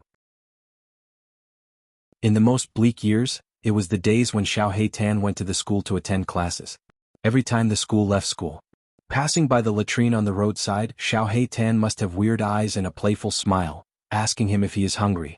Li Huai knelt down and rubbed the head of the yellow dog. It could be seen that the left guardian of Qilong Lane seemed to be nervous, and Li Huai didn't let the Taoist Nen take this fellow Taoist greetings. An old township school, Li Huai went to the gate room to find an acquaintance to ask for a relationship, and only then did he get a key.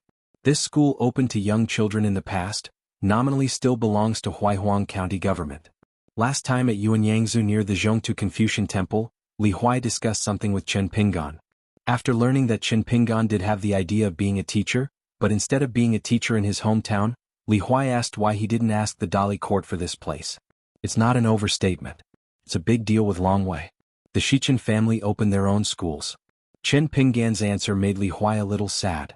In today's old town house, there are not a few local people left.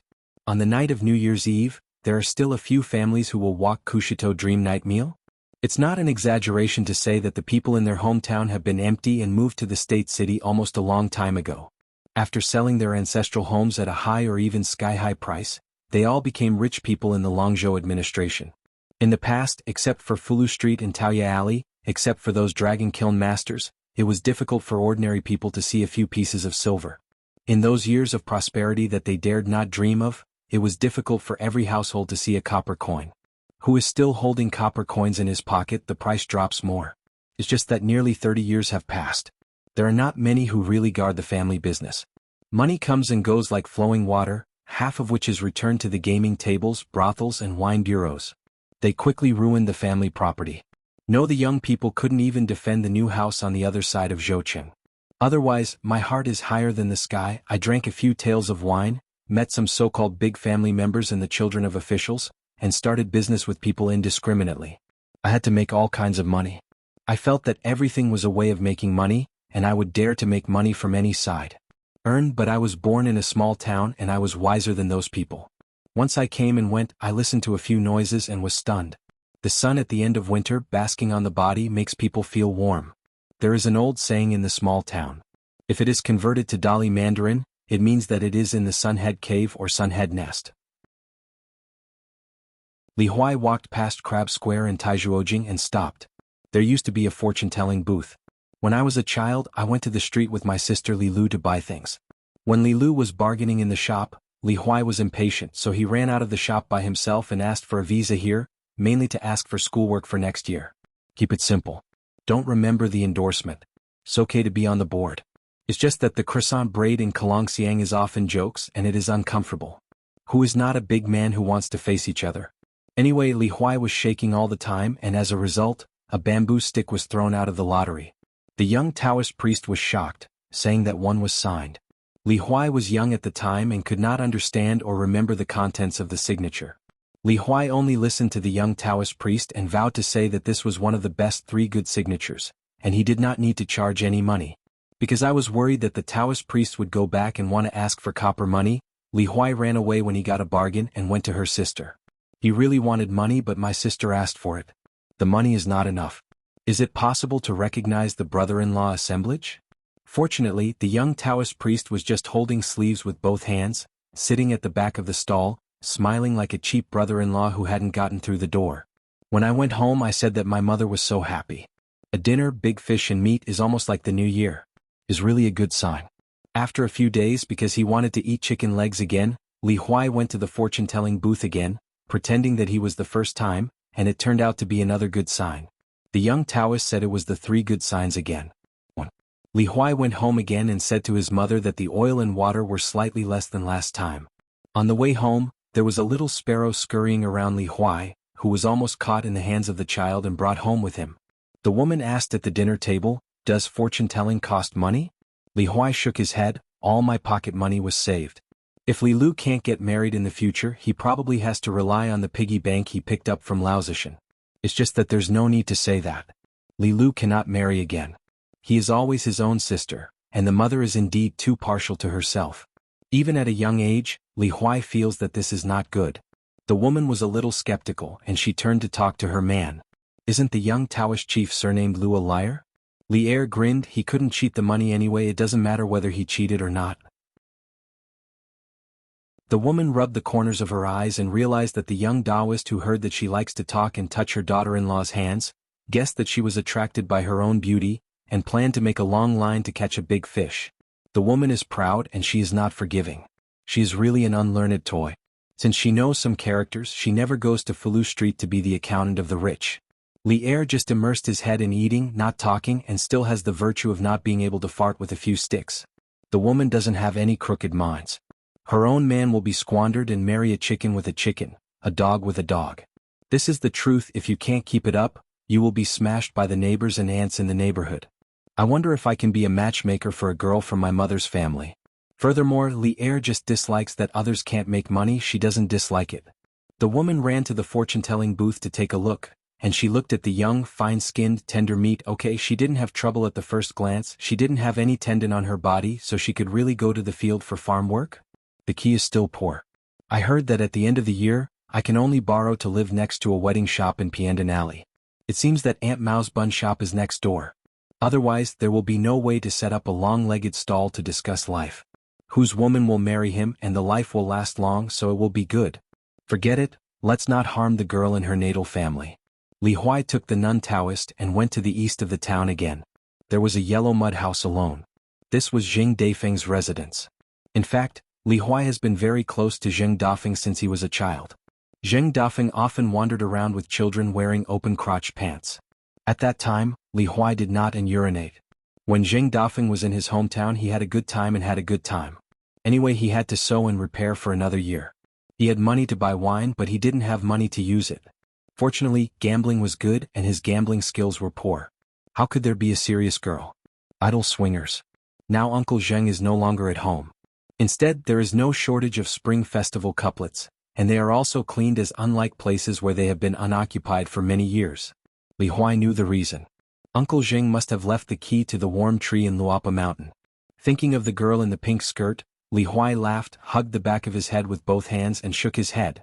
On the way to find Dong Shuijing for a bowl of wontons, he casually said, "I'm not a great sword fairy. It's too shameful." Dali capital, a small alley. After Lin Shui returned home, he came to look for his father. Lin Shui came to the side house and stood at the door.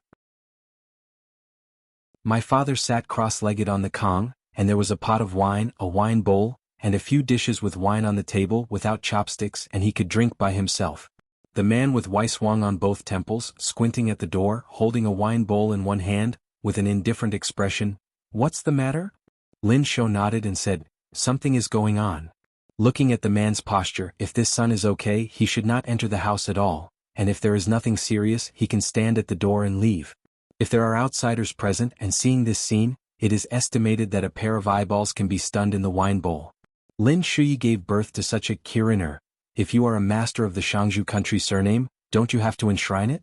Lin Shui's father was the former superintendent of Lizhu Dongtian, an extremely humble assistant official, in charge of some subordinates, and successively assisted 3 superintendents, Song Yuzhang, King Song Changjing and Chao Gingxin. It's just that the people in the small town, old and young, had no idea about officialdom, and they couldn't even distinguish the difference between officials and officials. In addition, the officials of the Supervision and Administration Department only deal with those dragon kills and kiln workers' porcelains throughout the year, and they have nothing to do with ordinary people. But Uncle Cui Yang once revealed the secret for Lin Shui. His father spoke of his name and he asked Uncle for help. A subordinate officer who supervises the construction of the bureau, "Can I ask Dali Guosher to help name his son?" Fools know this kind of thing, which is absolutely unreasonable. Not to mention Lin Shui, who had been wise since childhood, and he didn't think that his father was just a sesame officer of the Supervision Bureau. The man asked, "Do I need me to go barefoot and run to the gate to welcome you all the way in?" Lin Shui crossed the threshold and sat leaning on the kong, but he did not take off his boots and sat cross-legged like his father. Worry about having to endure a few more harsh words. Lin Shui asked, "Did you participate in the incident of Chen Pinggan's father?" The man twitched the corners of his mouth, lifted the bowl and took a sip of wine. "The wings are hard, you deserve to be on the mountain flying around without hitting the ground," and the tone becomes louder. "How do you say it? Or did you recognize the wild father outside and teach you the way to be a child of man?" The man left his hometown after he left the Kiln Affairs Superintendent and Construction Office, and worked in the Dali Capital Military Department as a subordinate yaman as an errand. The official Chipin also carried the word, "Song," because it was not. "I was born on the right path of the imperial examination, so I was a dirty official. In addition, I am not a native of Beijing. Now I am old again, so let alone a Lang official, it is difficult to remove the word, Song. These years it is reluctant. It's a good post office in charge of a Qingshui yaman. It's because the leader is a child of a family who doesn't care about things. He usually sees a man one by one." The post memorials of various prefectures and counties entered the capital. After receiving the emperor's approval, the Ministry of Defense must pass this inconspicuous government office. In addition, the newspaper distributed by the capital to the local government is also under the jurisdiction of this place. Presumably, those colleagues in the government office couldn't imagine that Lin Jingqing, a boring gourd all year round, would be the father of the famous Lin Shui in the two capitals. Lin Shou has been afraid of this father since he was a child. In fact, these years have not been much better. Leaving home for many years, traveling far to study and practicing hard, seems to be to prove something on the side of men. With your dad, whether I have this family, Lin Shui can mix very well. Nyang is eccentric and loves her younger brother. Father is indifferent and doesn't care about everything. It's just that when I got to my brother Lin Shui, there was no smiling face anymore. It was better than Lin Shui's side that either didn't speak or spoke mean words. So Lin Shui's entire childhood, until he left his hometown, was worthy of the name of his father and his mother. Once broke the heart of a young man. So that when studying together in the Sui dynasty, the taciturn and delicate young boy, Lin Shui confided to Qin Pingan for the first time, there was such a sentence: "Not all parents in the world are like your parents." But Lin Shui today seems to be different. Lin Shui said solemnly, "If it weren't for me, Qin Pingan would never deliberately detour when inquiring about the truth about the shards of natal porcelain. He deliberately bypassed our Lin family. Even Qin Pingan had arrived in the capital last time. Pretend you don't know anything. Father, you have to give me an explanation today because I also have to give my friend an explanation." The man glanced at the sun. Lin Shui's expression is calm and his eyes are firm, so he looks directly at his father. Is an unprecedented thing. The man was not annoyed and nodded. "Finally, I am a little bit like a man, otherwise I always thought I had a daughter and worried about my dowry." Lin Shui was a little at a loss. Can this be regarded as a compliment? The man lifted his chin. Lin Shou was puzzled. The man asked, "Aren't you good at drinking? You are still a cultivator of the nascent infant realm, and now you don't have a square inch on your body so you can put jugs and wine glasses on your body?" Lin Shui was a little embarrassed. There has been no square inch around him. The man didn't move, but he asked, "Then Emma's son, do you help your dad get a wine glass or a wine bowl? You can send a message so that I won't get it wrong when I arrive, and the father is not happy." Lin Shou took a deep breath, got up in silence, hurriedly walked, and left the house to fetch a wine bowl elsewhere. This man either doesn't speak, he likes to poke his heart when he speaks, which has always been the case. In the house there are several maids, but they are all big and round and they are all called by the mother. On the father's side, big and small things are always done by themselves, and the maids are never served. As soon as Lin Shou returned to the house, he poured himself a bowl of wine. He didn't even dare to fill it up. He kept silent, holding the bowl in both hands and drank it. The man lifted the wine bowl, just took a sip of the wine, twisted a salted peanut, twisted it lightly, threw it into his mouth and chewed and slowly said, "If you and Qin Pingan are friends, then I and Qin Pingan's father is also a friend. I can't say that it's not counted, that's it." Lin Shou nodded a little. Qin Pingan's father was a kiln worker in a dragon kiln. He had excellent craftsmanship, a kind and honest man and an honest man. If there were no accidents, he could be the master of the dragon kiln in a few years. And Lin Shui's father was in charge of the specific kiln supervisors, in charge of burning the fruits, appraising the appearance of the porcelain, and since the early supervisor Song Yuzhang was also a diligent official who likes to run the kiln the most, so Lin Shui, his father, to go out with the chief official and superior, often needs to get along with the kiln workers. Lin Jingqing slowly said, "The two men, apart from talking about some boring kiln affairs, what else can they talk about? When they have a son, they drink a little wine, but they just talk about their own daily routines. Actually, I have already said that if I and his family happen to have one son and one daughter, we will arrange a baby kiss. By coincidence, both are sons, so there will be no show." Lin Shui wondered, "Uncle Qin drinks too?" Lin Jingqing nodded and said, "Also can drink, but it is not good wine, so every time I am dragged to drink, it is okay at the Long Yao side. If it is a big deal, he will fall asleep. If he is in the town, he will be like a thief." I wondered back then that he was not the kind of strict wife control. The younger brother and sister are famously gentle and gentle. I always feel that it is not enough. I have never had the opportunity to ask. I always feel that there will be opportunities in the future. As a result, I have not been able to think about it until now. Understand? At that time I was eating public food. Our Lin family was no better than those of Fulu Street and Taoya Alley. It was also considered a solid family and richer than him. But as long as it was drinking, I would take a meal. I will definitely pay for it, please return it, and I will not deliberately buy a good wine, it is just my heart. Honest people, not stupid. Duty, not dull. You can't read a sense of proportion by reading alone. Even if you practice in the public door, you won't be able to get through it. If you don't suffer more, you can definitely get it. Properly sensed. At that time I said that my son was smart and early-minded, and he was a seed of reading. Maybe he would grow up in the future and it would be no problem to be a teacher. He said that his son is sensible, and his appearance and temperament follow him. Mother, I will go to the school with you in the future and I will be able to read. If I want to be a pottery worker in the future, it is up to my children. Lin Shui listened attentively. Except for my father, him talking about past stories that have never been mentioned. It was the first time that my father chatted with himself, and the words were not so bad. Lin Jingqing gently put down the wine bowl. Someone revealed to him the inside story of the life porcelain. The man squinted. This person has a sinister heart, and he must have deliberately only told part of the truth. Otherwise, the fact that all children have natal porcelain from the birth, in my opinion, is not all bad. It is even a bit ugly as it was in the past. Under this situation, only by keeping one's life porcelain and possessing the qualifications to practice can there be a ray of life. Later, I didn't show up in the 2 funerals in Ni Ping Alley. It was inappropriate. There are some things here you don't need to know. But at the Yang family shop I secretly said hello, just the rules of the old man in the backyard. Seriously, I can help, after all their accounts. In this matter I feel guilty. It is indeed me who is a friend who has insufficient energy and failed to take care of his son. The man sighed, wrinkled, and his face stretched, much said it was useless, and finished drinking the wine in the bowl in one sip, and was ready to rush people. Lin Shui said, I am going to retreat. Lack of money? There was a gap of 100 grain rain money before. When I didn't ask. The man immediately said, whether it is stealing or robbing, asking for money, don't go to my Qingshui government office or the Ministry of Households. Don't go, control strictly the Ministry of Ritual, but save a lot of private money.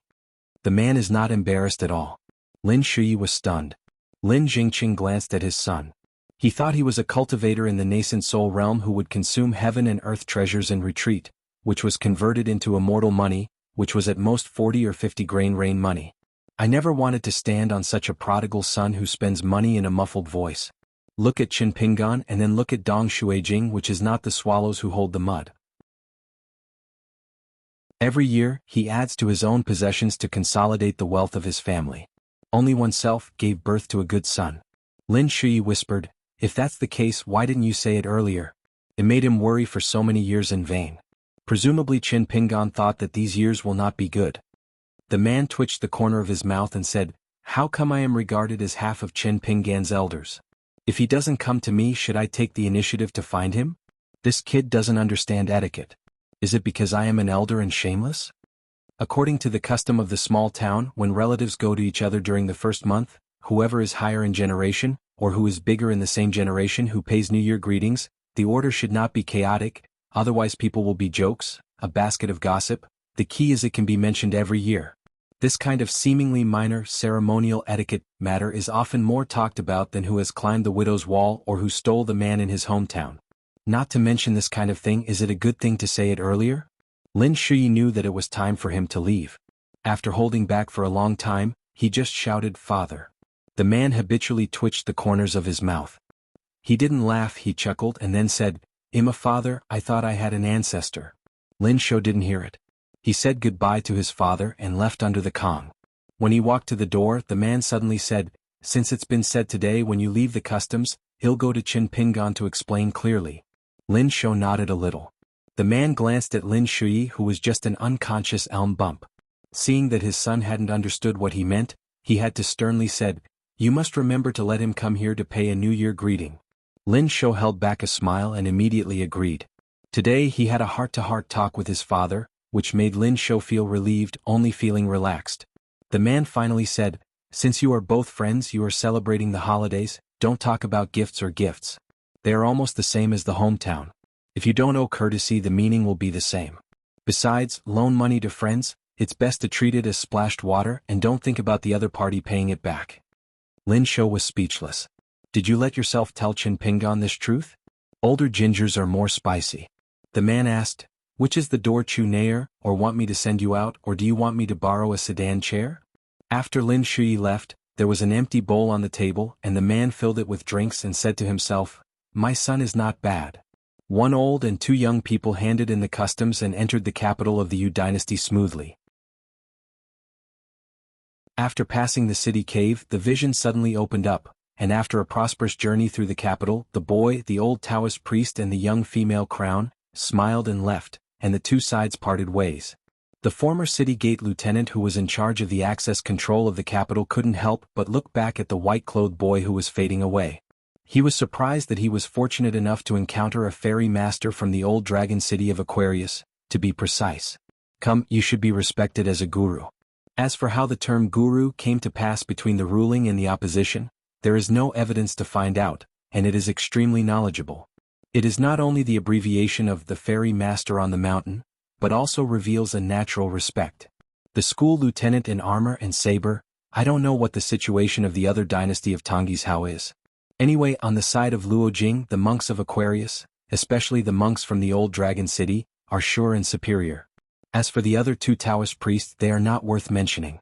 They come from Liang Kingdom. They are a small place with a big ass, a small pond, and they can't get out of the river. Long Hushan, surnamed the Great Celestial Master, the old real Xuanhuan, went out this time and changed into a less eye-catching and simple Taoist robe. Outsiders can't distinguish the Taoist tradition by relying on the Taoist robe. The female disciple next to her clenched her fists in front of her, making a scent holding. In fact, there was a fragrant fragrance. This is a unique course created by Liang Shuang, which means the opening of a heart-fragrant cave, but the old real person helped the disciple to show it. A blindfold. The young female crown was quite curious about Luo Jing.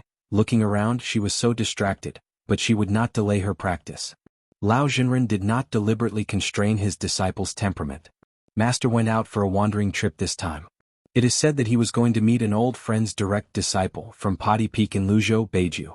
She didn't know anything about the mountain, but she knew that Beiju Luzhou was one of the Hauran 9 continents, in the north of Tonghishao. He came to Luojing just to drop by, and halfway through he met the young Lang who is very good at chess, whose surname is Cui and Dongshan. The other party said that he came to Luojing as a guest this time because of his command, and he came to find two respected mountain friends to reminisce about the past. Liang Shuang didn't say much to his disciples. In fact, this time he left Liang country. Cui Dongshan took the initiative to invite him, saying that the Yu dynasty had a small merit, and he was waiting for the old man to pick it up. The old man just sighed. The fortune of the country is greater than that of the people, and the fortune of the sky is greater than that of the country. Don't look at Luojing nowadays with blooming flowers, busy traffic and a peaceful and prosperous scene. In fact, the human heart is ghostly, sparsely, and it is the after-effects of that war. Just say that those former court ministers who survived by chance were in their door in the early years, who didn't have any unspeakable or even tragic incidents. Lian music collapsed and Gangchang shattered. Liang Shuang was in this capital at the moment. Actually, he did not have too much gloomy spirit. The grievances here are not scattered, and it is not even as good as any ghost city of the old Yuan dynasty, but the filth that blows on the face. The breath made an old real person of the ascending realm great monk want to scream, only to sigh and sigh again. Liang Shuang admitted that even if he was the popular papermaker of the Yu dynasty, 3 generations at least for a few years, and even within 100 years, would never really return to the pre-war popular atmosphere. That young man with the same surname, what would he do? Anyway, I still have to stay in Tonghishao for some time so I can wait and see. Between the palace and the imperial city, there is an ancient Taoist temple with a long history. The emerald green glazed tiles fired in the imperial official kiln is called Jitsue Temple. Posted by the old Jinren and Taoist scholars, the identity above Guanyu is Liang Hao, the Taoist priest of Lianggua, and the Taoist name is Shuangzhen, and the disciple Ma Xianhui, she has no Taoist name yet, is not as knowledgeable as the school lieutenant of the gate of the city. He knows the Taoist priests in the view of Cui Cui, and he knows that the true guardian of Lianggua is now called Liang Hao. But most of it comes from Jiaji Tsueguan. It's just that Taoists all over the world belong to a family. People in Taoist schools travel everywhere, and they are no better than ordinary genealogists, and they tend to rest in the local Taoist temples. The other party was a real protector of the country at any rate, and the Zhika Taoist immediately notified his own master, who is now the female national teacher of the Yu dynasty.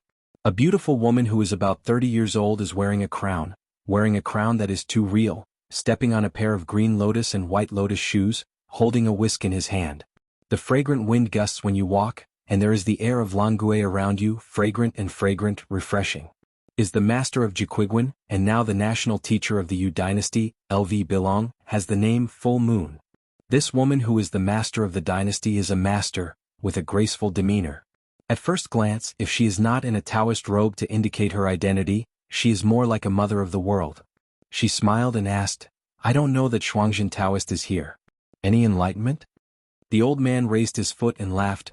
"Pan Dao can cross the threshold of Ji Chui Guan, thanks to Manu Dao's friendly talk." Host and guest, both of them happen to be real people protecting the country. It's just that, compared to the vast territory of the Yu dynasty, Liang state can only be regarded as an inconspicuous small country. Lu Bilong smiled and said, "Oh, listen to the tone, there is still a bit of yin and yang. Could it be that the one who came is not good? It's not like a master who has a relationship with Jitsue Guanla." The old real man shook his head and tweeted, "Qing Ben, how can I be a thief?" Lu Bilong looked complacent, shook the dust, changed hands and put it aside and said with a smile, "Why did fellow Taoists say this?" The old man sighed, "Cultivation of the true and secluded residence, yin and yang, good fortune, the universe, although it is not a rule, but since you and I are both in the world and strengthen the Taoist heart, then we have to talk about irregularities." LV Bilong laughed dumbfounded. He spoke so eloquently that he opened his mouth as an avenue. "It's just you, a Taoist Lianghua, who talk such a big talk. Did you come to the wrong place and find the wrong person?" The old man smiled and said, "Pan Dao is now named in the Longhushan Tianshi mansion, and you can eat food. Don't worry about the backer that Pang Dao can't move, and scare people's ancestors. Visit Luojing Jitsue today. Guan, just ask for an explanation with fellow Daoist Full Moon, and then ask another question."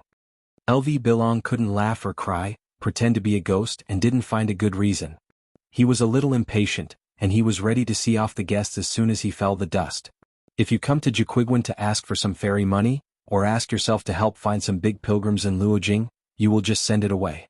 Who knows that the noble Huang Zi of the Shifu that day, when traveling down the mountain, apart from carrying a peachwood sword, the style of the Taoist robe is also very particular. Even if you don't wear the yellow Zi Taoist robe, it is a attire that can be seen at a glance, and never deliberately hides the Taoist identity. In history, there are not monks who are not afraid of death and believe in evil, but have to struggle with those Longhushan celestial masters who went down the mountain to punish demons.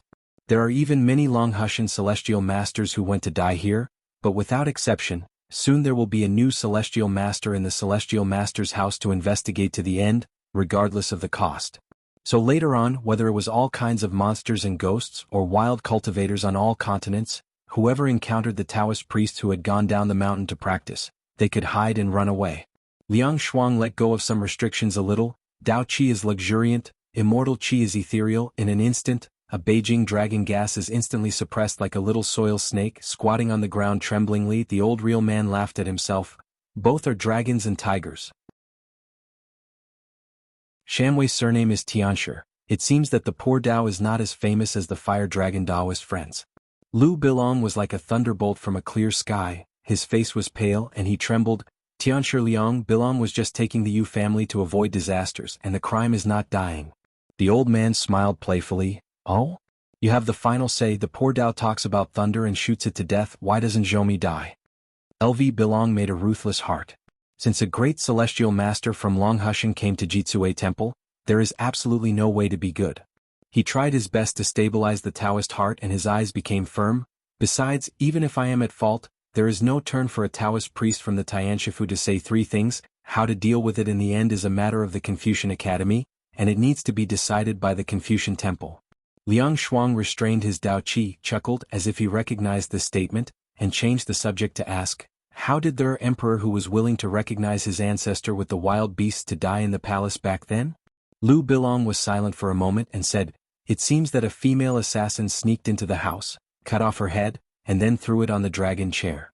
This person came and went without a trace, and the wild army account failed to find a clue.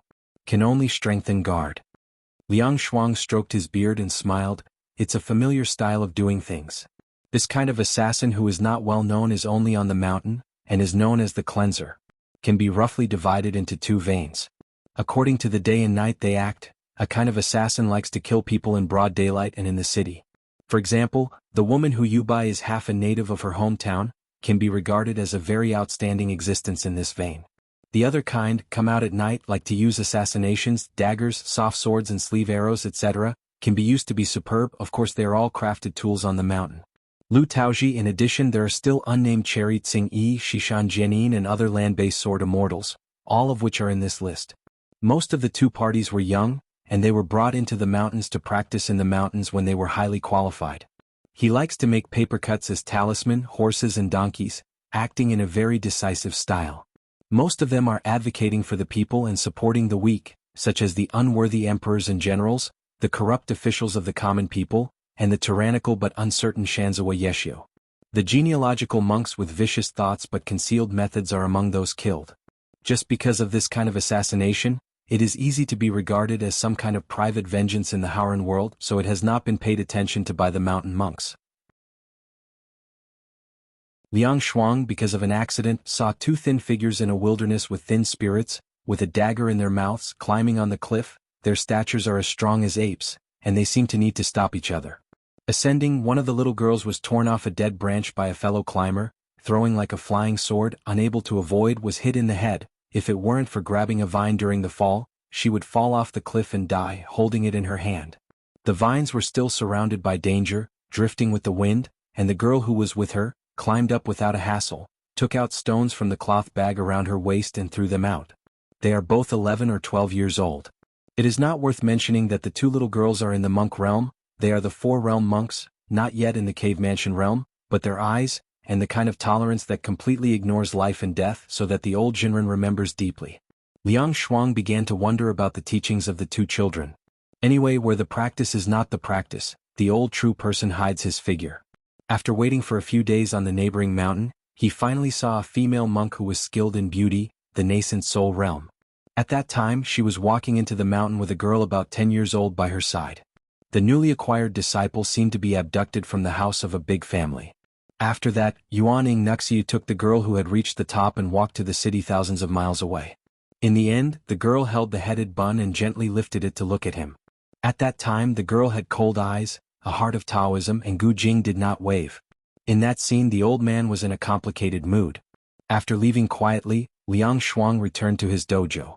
There was a mountaineering Xiao Zhao from Longhu Mountain.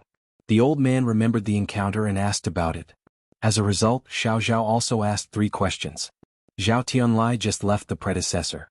At that temple, after returning to Longhu Mountain, it took a few years before Fulu sent a letter, which was a general context. Moreover, Xiao Zhao also guessed that these assassins seem to be loose, doing their own things, and they have no contact with each other, but they have a lot of origin. Who is giving the order? Long Hushan will check again. Liang Shuang smiled and said, "Since the main business is finished, I will discuss a cup of tea with you." Lu Bailong's heart was ashamed, with a gloomy expression, and brought the old man and the young female crowned to a Taoist elegant room. He had no choice but to cook tea for the guests obediently. Liang Shuang finished a cup of tea, thanked him with a smile, took a sip of the tea and nodded, "It's delicious. Leave a step in the narrow part of the road and walk with the pedestrians, which is to walk on the road. When the taste is strong it will be reduced by 3 points for people to taste." What a taste! Just as Cui Dongshan said on the road when he came, this jade view of Lu Bilong, which is greedy for life and fear of death, instigated Emperor Yu to take refuge, but did not collude with the wild monster clan, but he did not delay himself to scare her. As Lu Bilong himself said, how to deal with her afterwards is the matter of the academy and the Confucian temple. Liang Shuang looked at an ancient peony that had gone through several dynasties in the courtyard outside the door. At the end of winter the flowers are still blooming beautifully. After more than 100 years, it is estimated that a strange flower will be born. The old real man drank tea as if drinking, showing his pride, and once again handed out the cupola in his hand, full. Your direct disciples of the Wunxing line seem to like to scare people so much when doing things? Senior brother turned the sky and the younger brother made up for the lack of ground. You're tuning in to the Sword Dance in the Vast Sky YouTube channel. Don't forget to subscribe and join us on this journey to catch the most captivating stories.